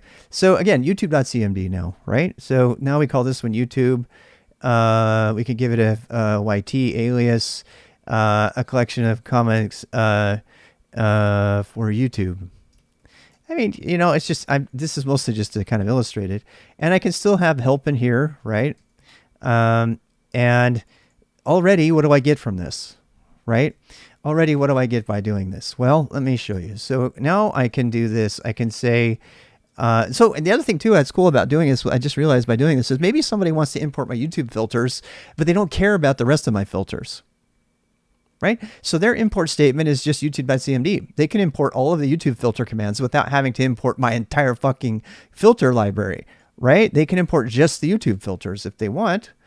And then I can come up here and I can go to CMD, and then this one is going to import all of those. So this one imports this one. So let's actually rebuild this. Now, if I save this, it's going to be like, let me go find it for you. And Vimgo finds it, obviously. It goes and finds my filter over there.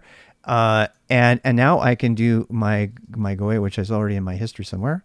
So I can, oopsie, YouTube has not defined it Z. I didn't do it seems like it's not picking up on my Z stuff the way it should, but let's go ahead and fix that. GitHub.com or rxrob. Damn it. rxrob bonsai /Z. And we're going to import this. Yeah, now that should build. Okay, so now our filter command has got more stuff on it. I hit tab. Now there's a YouTube. And I can do the help for the YouTube command. Now there's nothing there yet, but as you can see, I've already got it composed. It's already been composed into the other thing. Now, one of the criticisms that I get of this whole thing is name collision. People are like, well, what if you name your command and somebody else has a YouTube command and stuff like that? There is no name collision because it's hierarchical. Let me say that again. There's no name collision because it's hierarchical. The only time you would ever have name collision is if you wanted a YouTube command that, like, maybe I want a YouTube command for using a YouTube API, which I do, instead of one that's just handling filters and links and stuff. Now, that just depends on how you organize your code. But using the same command, that kind of thing is unheard of in the GetOpt world. Because you would never be able to mix those dash things because they would slash into each other. But because we're using, the one true way to do command line, which is like stateful command line hierarchies, there's never a collision. And if there is a collision, you just put it under something else so that it's under that thing. And if you want a shortcut to it and you're sure that the shortcut isn't ever going to have collision, you can define a shortcut up front. And that's what those things are in the Z thing here. So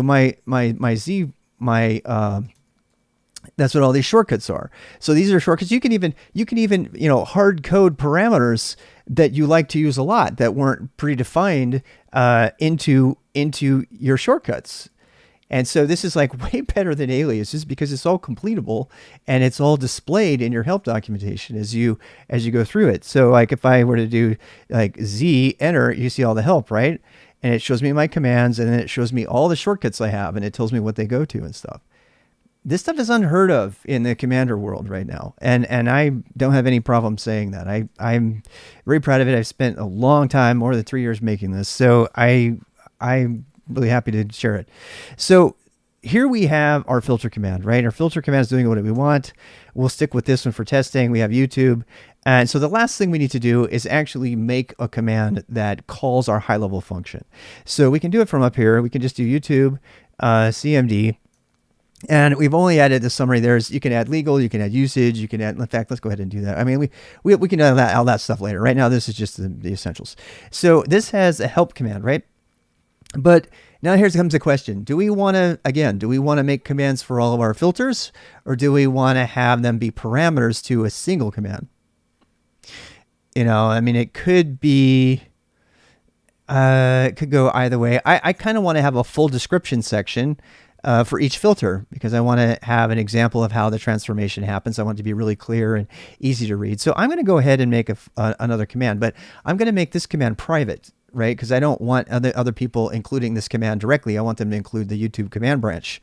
Now, you don't have to do that, right? You could say,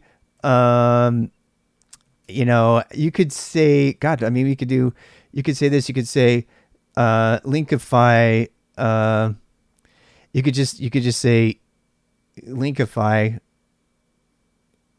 command, right? Now, because it's a capital, that means if somebody wanted to use my linkify command, they could. I guess I don't have a problem with them using it. Normally, though, I would have them include the whole command branch. But if they just want the linkify command and they don't want anything else, they can just prune the bonsai tree and grab that one piece out of it and just use that one thing, right? And they can name it what they want. They don't have to name it the way I've named it, but which is really great because these are all variables, right? Somebody else can do the import. They can import my command and they can change the names and aliases and stuff before it winds up in their monolith. They can change it. So if they want to change the names, if they don't want it to be called Linkify, if they want it to be called something else, they can change the name and import it into theirs the way they want to, because composition, right? So, I mean, it's a little, precarious because they can take over your copyrights and stuff like that, but we would all know you were importing my stuff because I would see it. So you have Linkify here. But maybe you would just want to copy and paste the stuff. So we're going to say name, Linkify, which I don't know if that's even a thing that can be said. Let's see what Google says about that. Linkify. Documentation. Public access extends object. It's a Java thing. So apparently Linkify is a valid word. All right. So Linkify is a valid word that Google understands. So it's not what they think. I'm going to leave it Linkify. Summary. Add angle brackets and optional prefix to YT links. Okay, so then we could have Linkify up here, and we're going to say commands. I'm going to give it a help. I always give everything help commands. You don't have to, but I do. That was I credit Tanifba for making that an optional thing. Before it was like built into Bonsai, everybody had to have it. But there's a lot of people that don't need it. They don't want the extra overhead of it, and that's fine. So we have that. And we don't have any stateful stuff yet. We don't have variables or config yet. We don't need it yet. So you have a Linkify command, add angle brackets, right? And then we need to, and this one's going to need a call. So it needs a call method. And this is just an anonymous function that takes as its first argument the caller. That means whatever command called it. That's how we get our tree. And then we could say it's a reference to a Z command. So the first argument is the reference to the Z command. Then we have the arguments, and those are always the strings, and we return an error. So that is the signature, and we return nil, right? That is the signature of a call function. And it's not much, right? So we can put here to do something. What did I forget? Where did I forget? I forgot something here. Z args 2015. Oh, duh. It's a pointer to a Z command. It's not a, okay. 23. Oh, you need a comma after that. That's a Go thing. All right, so everything in a map has to have a comma at the end. Okay, so on occasion, you'll have something that has no dependencies on the caller or anything, in which case I just put underscore there. On occasion, you'll have things that don't have any arguments at all, and then I just put underscore there, just to kind of indicate that we don't care about those arguments, but otherwise, this is the standard to put there. The X is representing the command. And then we have that stuff, right? So just to kind of test our wiring, let's see if it works, right? And we can put like would Linkify in here, and and then we can actually build it. So we got a filter thing here. So let's rebuild our filter. Now you can put this on a Go ENTR detection, or ENTR detection, so it builds after any change if you really want. Then you don't have to, go back to it every time. But now when I do, we need a complete -C filter, because we manage our own completion. That's what -C means. Tab, filter, YouTube, tab, help. And then do we have a Linkify? Oh, we don't have a Linkify. Why not? Yeah, I made it, but I forgot to link it. I forgot to compose it in. So I've got to compose it in. So I go over here and I go to Linkify command, and that will now be composed in when I build. And so, I go filter, tab, I get YouTube, tab, and now I get Linkify, and I can run Linkify, and it runs the command. So now I can go into the would Linkify thing, and I can add, whatever, right? And in our case, we have to decide what are we going to do here, right? So now it's probably time for us to write a description. So let's write a description. Let's write a description. Description is automatically trimmed at the front and end, and it's all the indentation is automatically taken off, so you can write your docs here. We're going to use Bonsai Mark, it's called, which is a kind of a limited form of Markdown combined with some templating. And you can actually put this in an embedded document if you prefer. And in fact, let's do that for the first time. I've been meaning to do this. Let's actually make our documentation embedded. Let's call it Linkify description, okay? And we'll make that an embedded document. So we're going to say go embed, and we have to decide where we're going to embed it. Actually, let's put it in the same directory, shall we? And we can say, I mean, we can put it in the docs directory. You can put it wherever you want. Let's just say linkify.md, or you could do a TEMPL or whatever. It's however you want to do it. And then we could call this, we could say var linkify description is a string. Now that will get automatically embedded, and then our description line is not as messy. And let's actually go write that. So let's do that. So let's go into YouTube here and write linkify.md. And we can say the AKA, these, you kind of have to learn the syntax, but AKA will include the name and any of its alternative aliases. So for example, keg help AKA, you can see that it puts the K in there. That's what it's going to do. So the AKA command, what does it do? The AKA command replaces any apparent YouTube URL with the same URL but wrapped in angle brackets. We can put an example here, and with an optional prefix, a default, and then we could actually put the default prefix here, video. Actually, this is where the variable comes in. I could actually read it from a variable if I wanted to, and just to have it show up there. Yeah, sometimes it's good to keep this doc description embedded because you can use constants and stuff from the docs, but you know, not always. Video, so put this here. All right, so a command replaces any apparent YouTube URL with the same URL but wrapped in angle brackets and with an optional prefix. If the URL is already wrapped with angle brackets, it is skipped.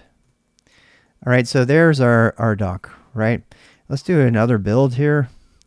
Let's do another build. Oops, Linkify description. We didn't call it that. What did we call it? What did I call it? Did I call it something else? Oopsie. I put Likify and not Linkify. Bad me.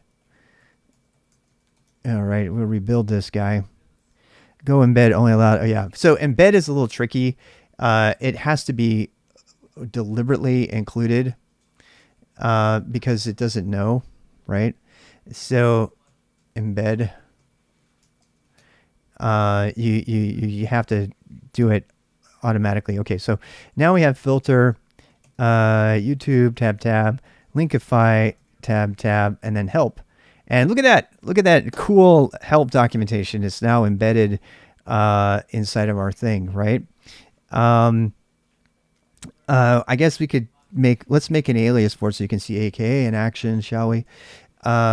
Let's do that. Let's say, let's give it an alias. Let's do this line here, and we'll call it just link.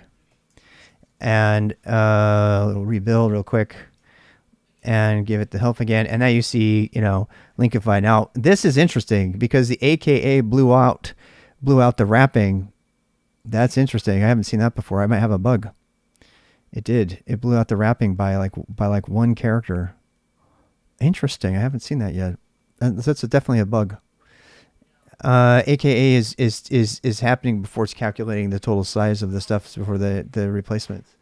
And that's why that is. It's because Linkify is adding extra characters that are not that. So that's an off by one error. I'm gonna have to go fix that. All right. So let's that's fine though. That's for our intents and purposes is totally fine. In fact, I wonder if I were to actually wrap it differently. This might be a byproduct of having it been imported, which as I said, I haven't done importing. That's something relatively new because Go Embed was not even really around until a couple of months ago. So let me try this. I just want to try something here. Linkify command at the description. Linkify MD. I mean, yeah, I'm going to deliberately wrap it on purpose. Yeah, I don't know if that'll help, but I don't know. I'm just looking around here. Nope, that's definitely related to the AKA stuff. So there's the AKA has added it's probably, I'm guessing it's probably the parentheses that are not getting calculated in the total count. It does take away the count for the individual colors, but that's a bug. That's definitely a bug. So this has been fun. I'll have to go fix that. It's like a very minimal bug. It's not gonna be too hard to fix. So let's go back to. I'm gonna leave that for now. The reason for that. Let me show you. So if I split the screen and now I do it, you see how it is doing line wrapping though instead of doing auto line wrapping. I might need to look at that a little bit better. Yeah, that's related to the recent changes to wrapping that I did. So I'll go look at that. But it should be fine. It's also because we added pager support, which is really cool. So I'll go try that another time. Anyway, so let's go back to the YouTube thing. And if that bothers you for now, which does me, I'm going to go ahead and get rid of my alias for this right now. So my AKA is working. If I didn't want to use AKA, I could use name instead. So instead of that, I could just use, and I don't think name's going to have the same problem. We could do cmd.name, and anything that is here, any of these strings that are here, you can actually include automatically using that method if you want, and that'll get us back to that. Yeah, so it's the AKA stuff, which is relatively new, has got something wrong with the offset there. Nice. So then we can do, we're going to come, we've got our documentation for the Linkify. Now the last thing we need to do is tie in the actual command, right? And as I said, this is a super simple high level function with the regular expression matching. We'd be done in Bash like, an hour ago, but it's important because I want to be able to take it around with me, and I want to be able to, I've got all the scaffolding necessary to do that. So let's do this. Let's say, let's put, let's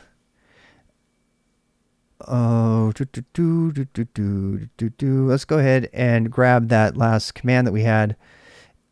So we're going to do term.print, and actually, let's not do it for term.print. Term.print will keep the line return off if it's a non-interactive terminal. So you don't have to chop the end of the line. It's really annoying if you've ever used command line tools. And I invented that. I wrote that. You can go look at that. But we're just going to just a regular print statement, right? And we're going to trust that you've already got a line return, everything you possibly could need in there. So we're going to do that. And we're going to say FMT. No, wait. We're going to do Linkify, and then we're going to say args1, args0, right? And then what, actually, let's do that.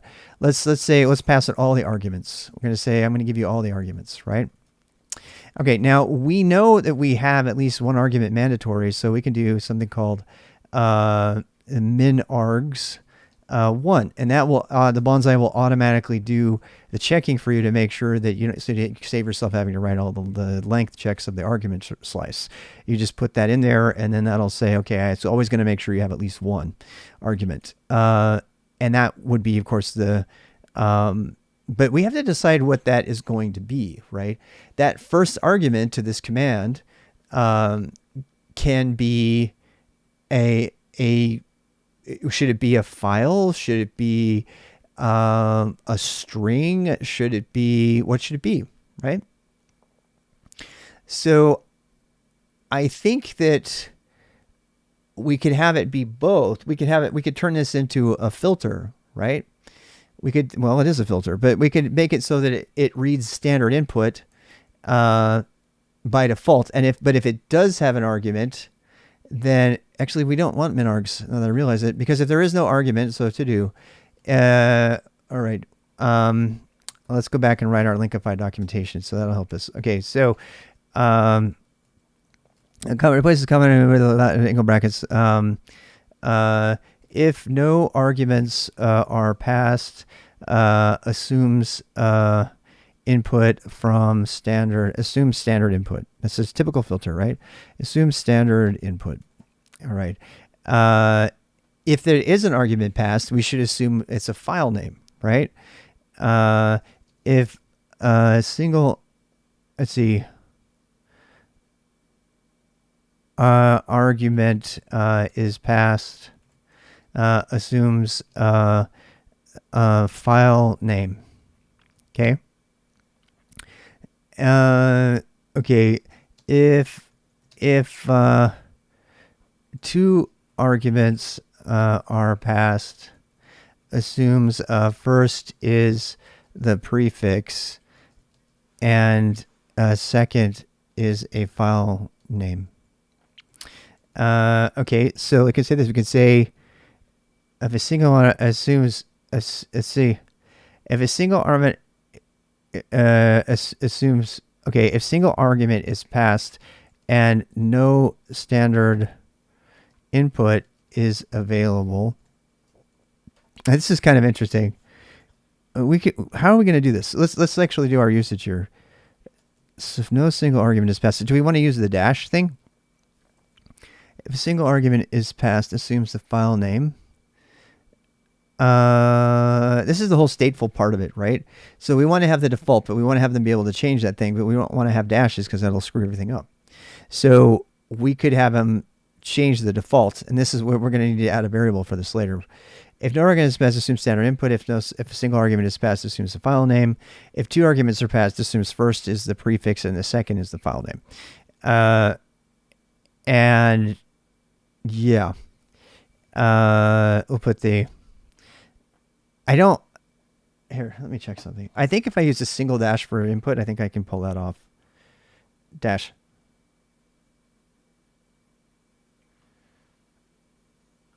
No, I don't want to say that. I'm trying to see if Google's going to let me do this. Filter dash. No. No, it's not going to work. That's not going to work. I don't want to use dashes. I'm not going to do it. We need to figure out some other way to do it. So if the single argument is passed, assumes it's a file name. If two arguments are passed, assumes the first is a prefix. No, we're not going to do that. We're not going to allow the prefix to be passed. The prefix is stateful. So if they want to change the prefix, they need to change for everything. And it will use the last stateful prefix. And I'm going to get there. We're going to add that later. So the single argument is passed, assumes a file name. If no arguments are passed, assumes the standard input. All right. So, and then that actually helps us with the usage. So let's go add the usage here. So the usage could be, they don't have to have something, so we can use brackets for that. So help or, what else can they have? So they're going to have, an optional, path to a file name, right? And if they don't have a help path, then we know what's up, right? So, okay. So let's do that. Now I have, there's a bonsai thing called args are in that I'm going to go refresh my mind on. And I haven't used it in a while, but I want to go look at it. So it's for this kind of thing. No args, number args, max args. Max args, number args. We don't need that. Let's see. Where is it? Git grep args or args are in. Example bonsai test. So args from args are in. Okay, so args are in will read a slice or nil as an argument if the slice has a length greater than 0. Returns all the arguments together with a single space. Otherwise, will read the standard input until the end of the file is reached. So this will either take the input as the string, or it will read the string from standard input. And that's a pretty standard filter behavior. The difference, we can't do that behavior, though, if we have other things coming from the command line. So making a pure filter is kind of nice here. So for Linkify, let's do args are in. Yeah, let's do args are in. So z args are in now something. All right, so we're going to say that our buff equals z.args or in if the docs for the Golang help module, they're in the rdbxrub/help. Yeah, you can go find them there. They're inside of the module itself. Yeah, so args or in. Args or in. Okay, so we're going to do args or in on this. And we're going to give it args. I think it's a variable, right? I don't remember. Let me check. 0 args.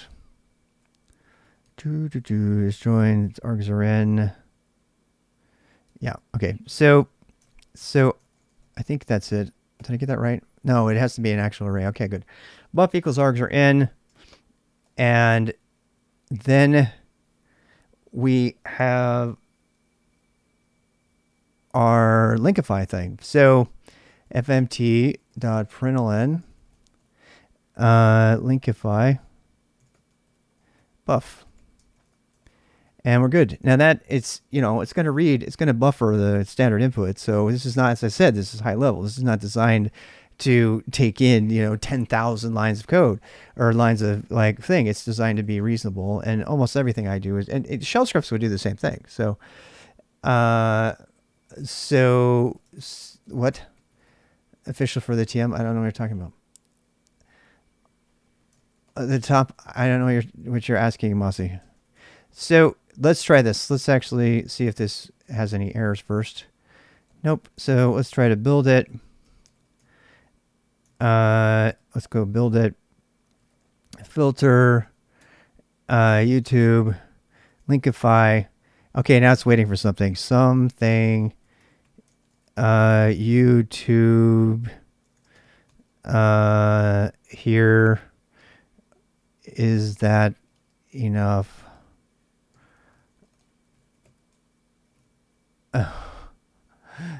And no, are we talking about trademark?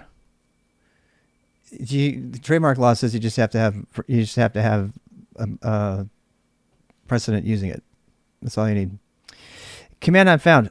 Okay, it did it. You see what it did? It did it. It changed it. All right, so now I can do filter, YouTube, Linkify.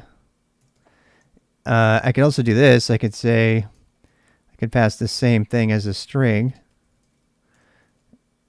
and right on the command line, and then it should do the same thing, right?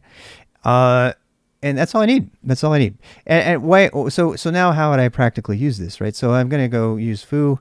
Let's use a foo markdown file of some kind, and we'll say, the same kind of thing, right? But HTTPS YouTube in a list here. All right, now watch. I can send this whole entire file to a command, and the command it's a long-winded one. Filter, Linkify. Filter YouTube because there's completion. linkify, and it should do it. It doesn't look like it did it that time though. Maybe not. What's wrong? It's not doing it. Wait, maybe it did it and it only did the one line. What happened? All right, let's try that. Let me try it another way. Cat temp foo.md. This is all testing. We have to do testing this way because you just do. Filter, wait, count that. I mean, I don't have to do that, right? I can do, let's do this. Let's do filter YouTube, linkify, and then we'll send it temp foo.md. No, it's not working. Something's not right with reading from standard input. So we got something broken. We got to work on that some more. Unless there's no linkify stuff in here. I don't know. Let's try again. I mean, this one worked. So, I mean, it should work. Tempfoo.md. Well, that worked. Oh, you know what? It's only reading the first line. Uh-huh. Yeah. I think it's only reading the first line. That might be a bug with the args are in. Yeah.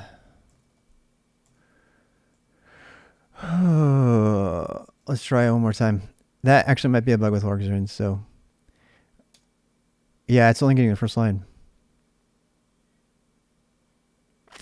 I might have found a bug on the args. I don't use args very often, but that's cool for me to go work on that some more. Yeah, that's because it's, let's see here. I wonder if args is reading. You know what it's doing? It's only doing one line at a time. Yeah, that's cool because I haven't debugged that one a lot. But well, anyway, I mean it's the same thing. If you don't want to do that, actually, you can go through it the long way. Let's do that for now until I can get it fixed. So if you want to do it the long way, you could do YouTube. I mean, it could be the linkify.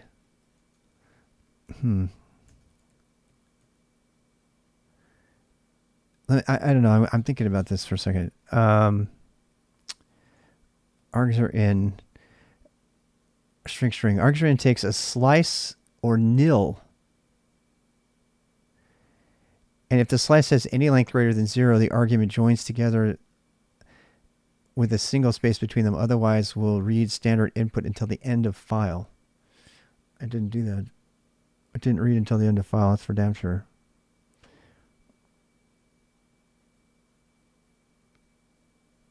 Yeah. Well, I have a bug on that. Let's actually go look at that. Maybe I can fix that bug later.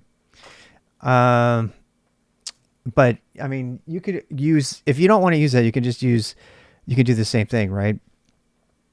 So let's go find it. FCD Bonsai.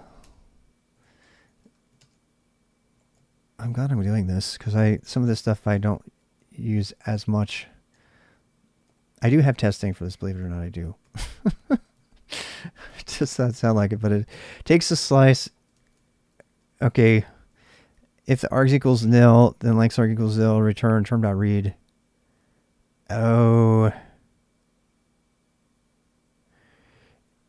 I wonder if term.read got changed. We just single out of input and chops it. Yeah.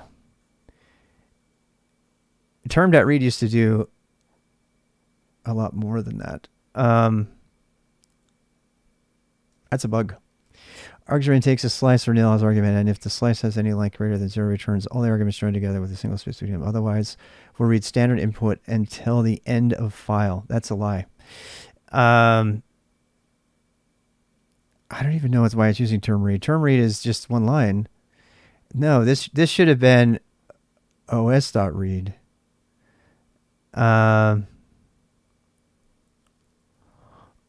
Return string.join. Okay.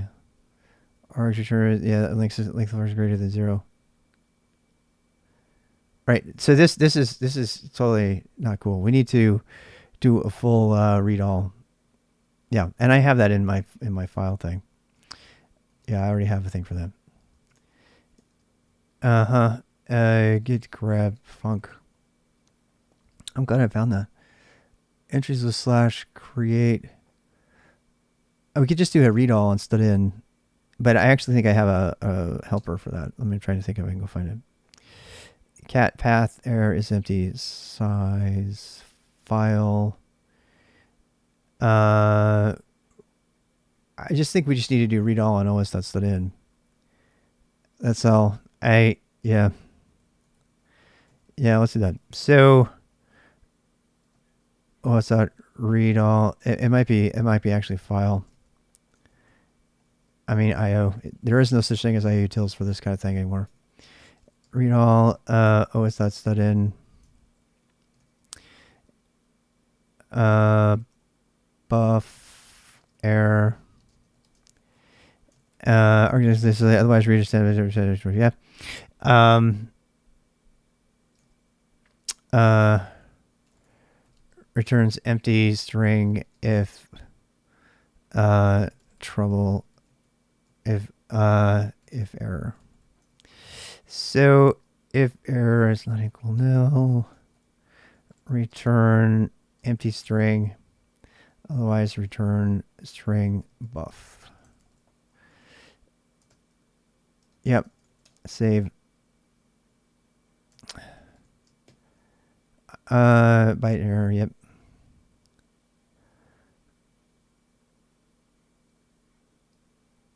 Let's see. Because read all is defined to read from until AOF, it does not treat an EOF from read as an error. Good.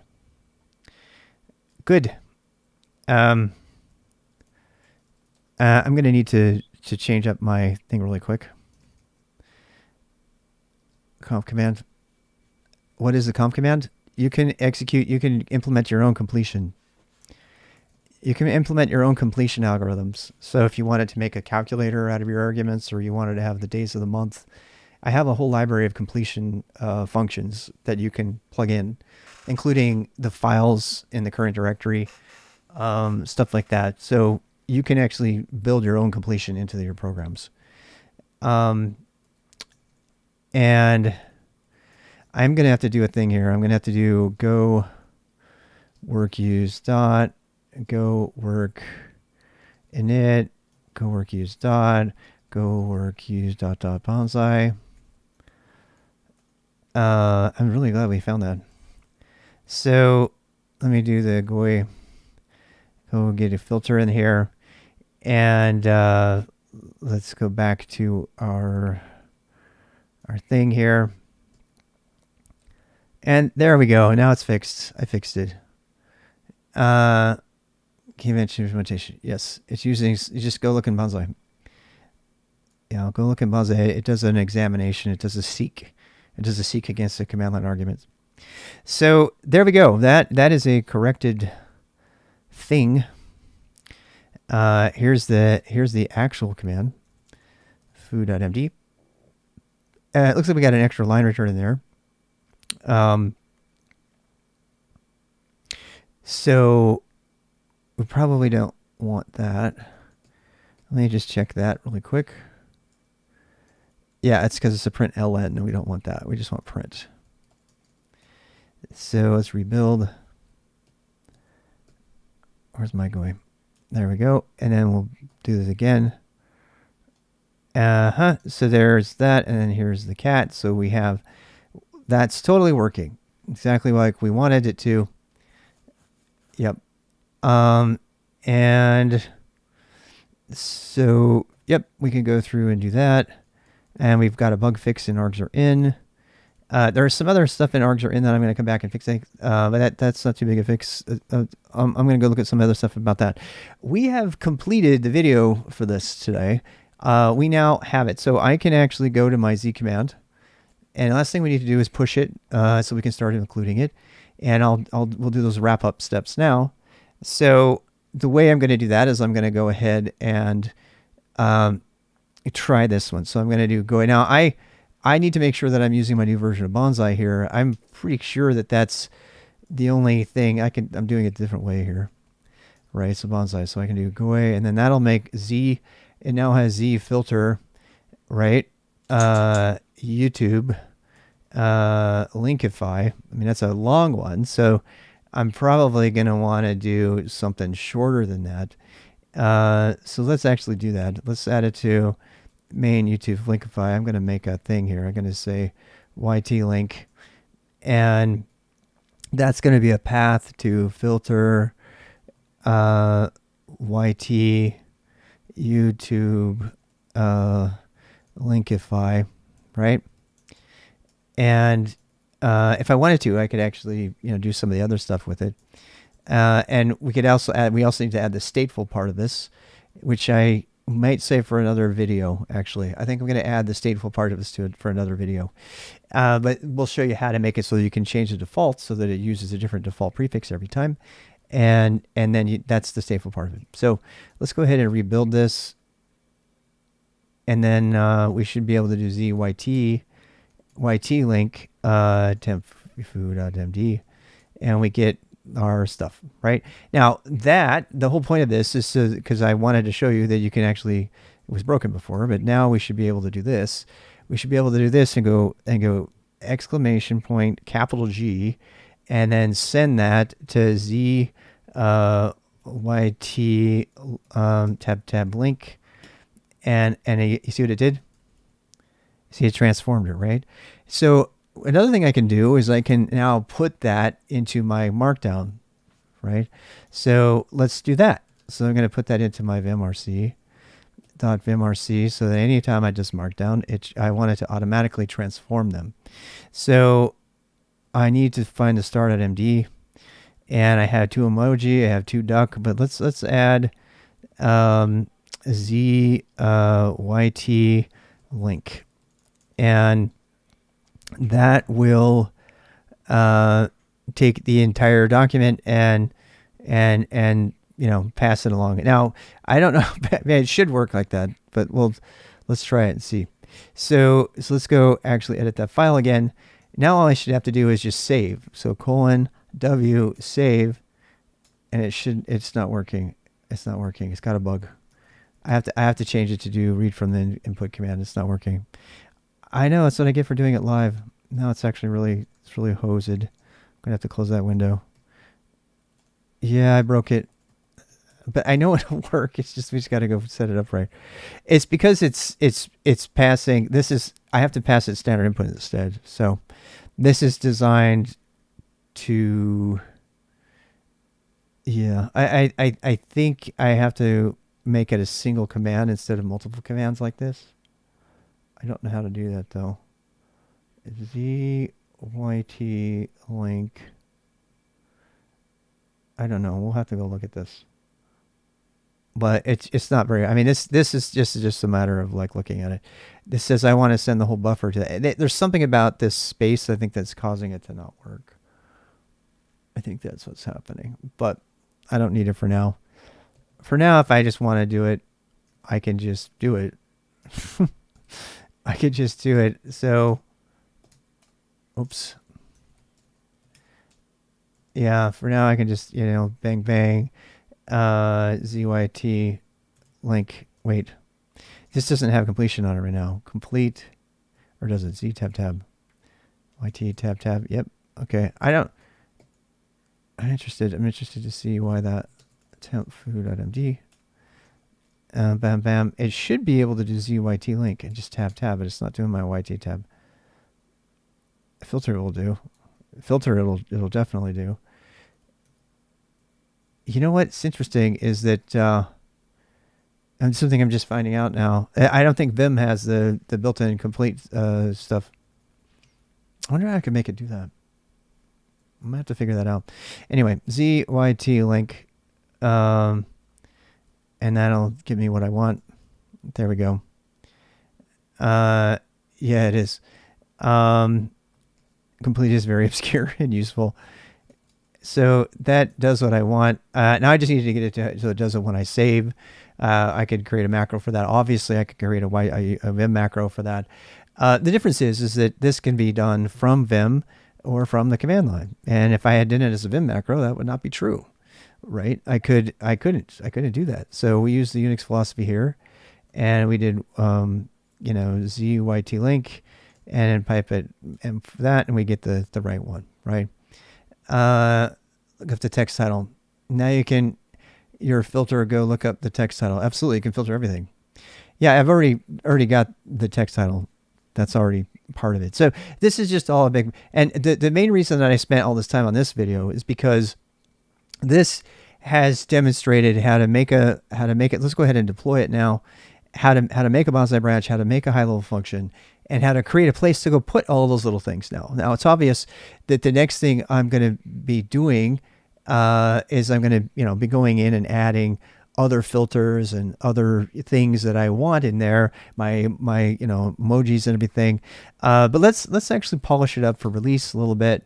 But before we do this, I actually need to push the bonsai branch change. So, and I am going to push it to main. Normally this kind of thing, I wouldn't do that, but I am going to go ahead and do that in this case. It's not that big of a thing. Args or in, that was like an bald-faced bug. That was like a real bug. Arg map. I don't think we have any other stuff in here that's broken. That was definitely broken though. You know what? It's funny because I added it kind of quickly one day and I haven't used it in a long time. So now I know. I was only using the first line before. So let's do that. So git add. What else we got in here, by the way? Git diff. We just have. Okay, so we're dropping that. Oh, great. That was the thing that was causing the terminal dependency? Damn, I'm so glad I got rid of that. That was so lame that I had the terminal dependency just for that one thing. I am so glad because that brought in a bunch of other dependencies, and that's like really, really good. Yeah, this is good stuff. Okay, so git add, git commit, fix bug with args or in drops term pkg dep, git status, git push tag v0.20.6. That was a bug release, so we'll just tag that one. All right, so now that Z's been updated, I can actually do this properly, and that means we need to kind of, now this is a real question. Since we made this public, we need to decide if we want to put, attribution and ownership and stuff. So one of the tough parts about composite commands is that you're now mixing code from all kinds of different people, right? And they may be releasing it under different licenses and stuff, and it's all in there. So how do you keep track of all of that? Well, that's why I added something called, first of all, the version, which I usually might make say, the same copyright. And you can decide what you want for the copyright. I'm going to go just look at my Z for a second to show you this. So here's my copyright line, and my version line and my license line. You can have the site source issues. In fact, I'm just going to copy all of that stuff. I'm going to copy all of that, put that in here. And so I've got my copyright statement, 2022. I got my version. I have my license. I have my site where you can go check it out. This is where the source is.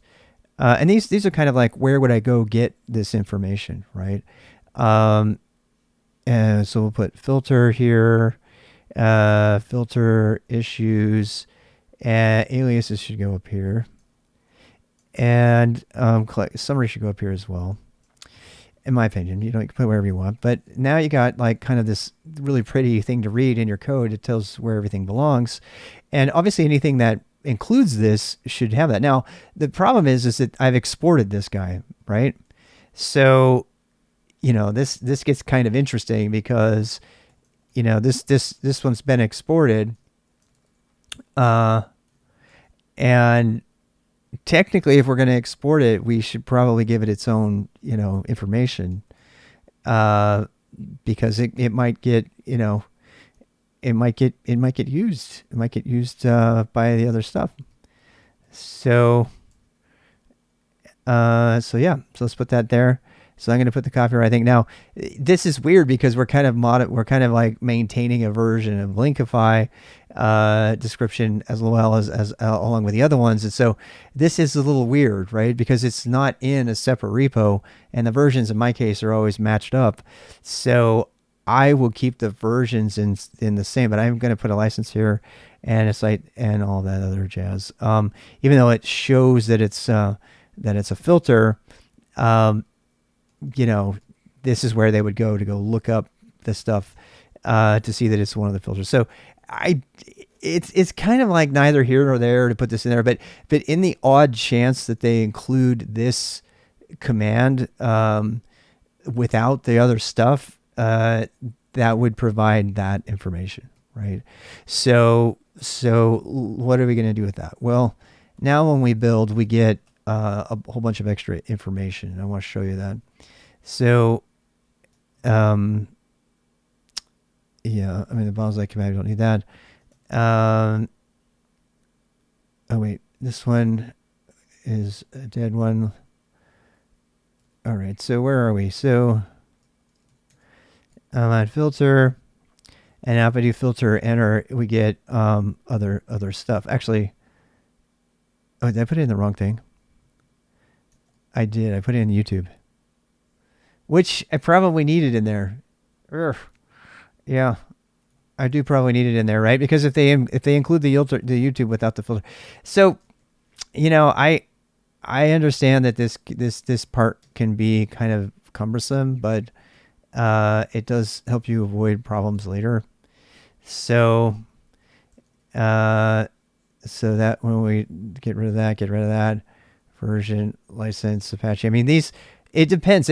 Most of the time, I mean, if you don't want to have to deal with this, you could just not, export it at all. And I sort of think the source we could probably change that, but that's kind of up here as well. I don't know. Maybe we should. There's really no rules about what could be in here. You can put whatever you want in there. It's just kind of like where do you want to send people, right? So let me rebuild this one so we get that information here as well. So filter help. Now we get a legal statement down here at the bottom. Filter copyright 2021 license Apache 2.0, and so each command has its own thing. So if I do YouTube, it'll get help the same, and if I do Linkify, it'll get it as well. Whoops, I have to explicitly say help to get that. And so then you get that contact. This has contact information. I wonder why the other one didn't have contact information. Oh, I know why. I skipped over it. Yeah. Oh, there it is, right there, contact information. So it tells where to go and how to get support for that particular thing. And this is important because if you're going to make a branch that somebody else is going to import, how else are you going to maintain like legal pedigree and stuff? So that is a way of doing it. That does make some people uncomfortable because they are afraid someone's going to use the subcommand and they're going to see the copyright statement and they're not going to understand that it's part of a bigger project and that's just the copyright for that one command. And that I mean, Tonyfon and others have brought that up, and I understand that, and you're welcome to just leave the help stuff out and not even have any legal statements whatsoever. But that is part of the preparation. I have thought through that, so that you can look up the version. You can also just go version, and that'll tell you what version you're on. So any command that uses this has that. Hey, ascertainment, how are you? And you can go through it that way. Okay, so now we're ready to kind of like commit this and have it be used by others. I'm not muted, I don't think. I hope I'm not muted. I've been talking. Am I muted?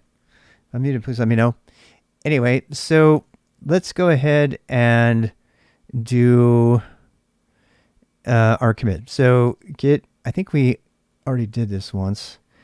Okay, so we have everything here for our thing. So git add dot git commit dash m. Oops, damn it, I can't type. Add initial version, and git push, and okay, so then we're going to do, now we have to make sure to tag, and you got to make sure the tags match your version. Otherwise, you're going to get out of sync. So tag v0.1.0, right? Okay, now let's actually make a release of this command using the tools available to us. So, we've got this really great command, but maybe people just want to test it out as a command line before they compose it in, and they just want to try it by just downloading the binary and messing around with it, and before they compose it into their own things, right? But before we do that, let's actually go test composition again and make sure we didn't break anything. So we're going to remove the go.work now, and then we're going to do a go get -u. Now this is going to force Go to go actually get the most recent version of the stuff that we just built. And there's our filter command coming down, right? And it pulls down all the dependencies. It looks like I probably need a go tidy, go mod tidy. Let me go look at that really quick. Just you don't want your go mod file to have stuff in it that doesn't relate to what you're doing. I wonder how many. Okay, so we pulled down a new bonsai, which I think we committed. Let me just check, right? Bonsai got committed, right? We tagged that. All right, so bonsai that's a fresh bonsai. And we've got the latest keg, which is some other project, and the latest pummel, which is another project. We've got a new term version too, so a lot of changes to those upgrades and stuff. And it looks like, okay, so our dependencies looks like JSON and YAML have had some updates, which is cool. And there's my FN tool, indirect, those got updated. So, it's just kind of fun to go through here and look and see what stuff has actually changed. Here's our include line. We can see that our new stuff has been included. And we are now ready to, we've already done a go here. So now if I do zyt tab /temp/foo, wait, temp foo.md, right? We get that now. So that's working. So everything's working. We're all ready to go, and it's been committed, and it's been tagged. So let's go ahead and make the distribution for it so we can have a binary, and then another video we'll do some more stuff. So we're going to go into the CMD direct. Now, people are always about, you can do this automation with CI/CD, and I'm like, I know, but it's like 3 commands to make it work, right? So gh release create, and I'm like, yes, I want that. Do I want to write my own using generated notes template? Yes. I'm going to say add initial version with Linkify, with YouTube Linkify support. Okay, and let me shut the door. My wife's going to make noise here. I'm in the middle of a YouTube video, so I can't. All right, so here we go. We're going to go through some more. We're almost done. And so there's our release. We're going to go and push this. This is pre-release, no. Publish release, yes. And there, we've got a release in. Now, we need to build this and put some stuff into our release. So I'm going to copy over my build.yaml file from another project. Same thing every time. I only build for the 3 main OSs.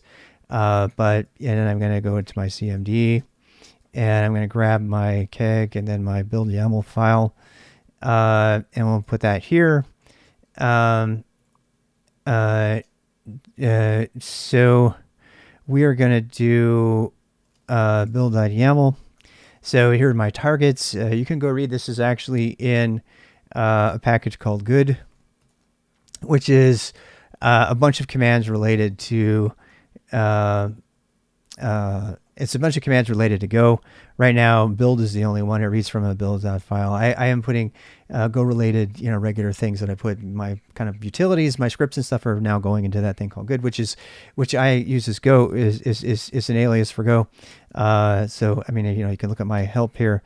You can see that I have a good or a go command for my helper commands. That's the only thing I have in there is a build command right now. So then I can just do this. I can do zgo build, and this will make a build directory, compile all the binaries for the target OSs. And then I can then add those to my release with one command. And so Okay, we're gonna go through this, and we're gonna say gh release upload v0.1.0 build star, and that will grab those binaries and upload them using the GitHub API. And now we can go look at our new release, rdvxrob/filter /releases if you want. And so here's all the code. It got saved. Here's our Go filter library. It talks about how to use it. YT link or whatever. There's a link to a video, which is not this video. I'm going to change that link to this video. And it tells like some other things that will eventually be changing out there. Those are not there yet. So we can go to the release right here.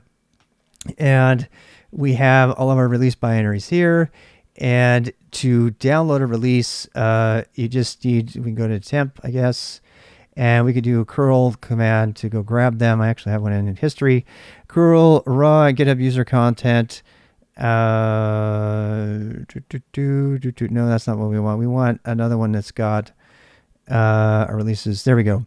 So the pattern is your thing, and then filter releases, latest download, filter Linux AMD 64, and we'll call that filter.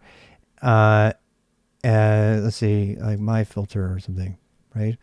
And that will download a file called my filter, and my filter can run from here. Oh, schmox my filter. That's my own command. And we get the same command. So there's the filter command, and it works, right? So I can now, I tested the distribution, and my videos hit the bottom command.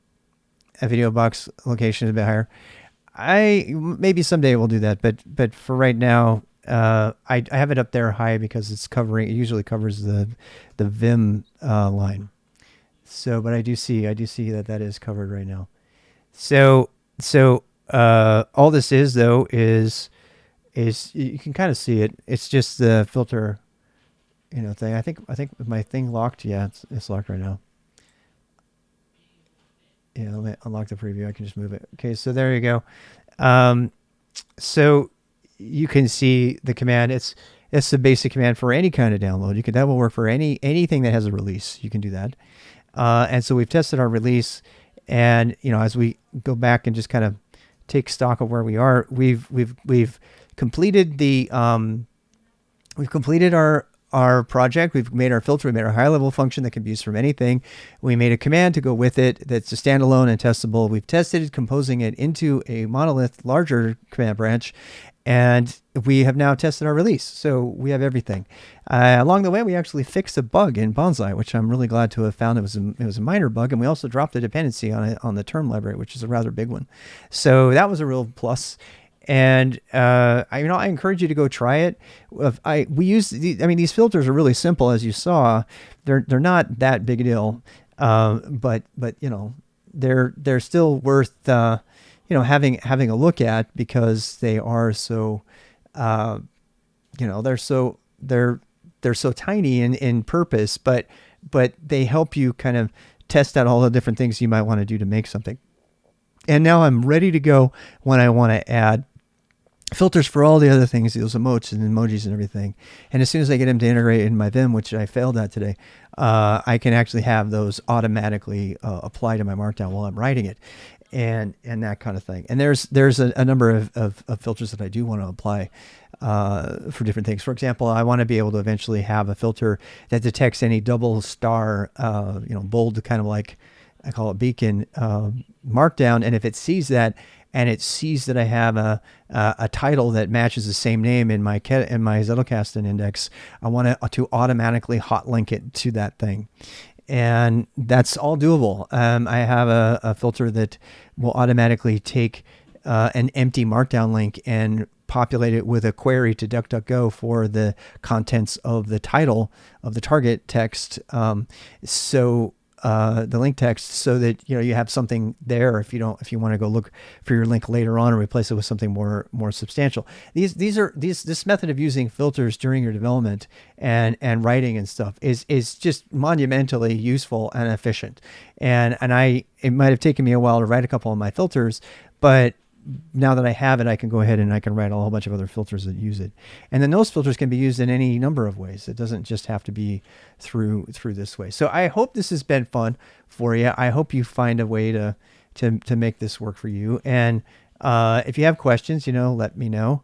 And you can come on into our Twitch channel anytime and ask questions.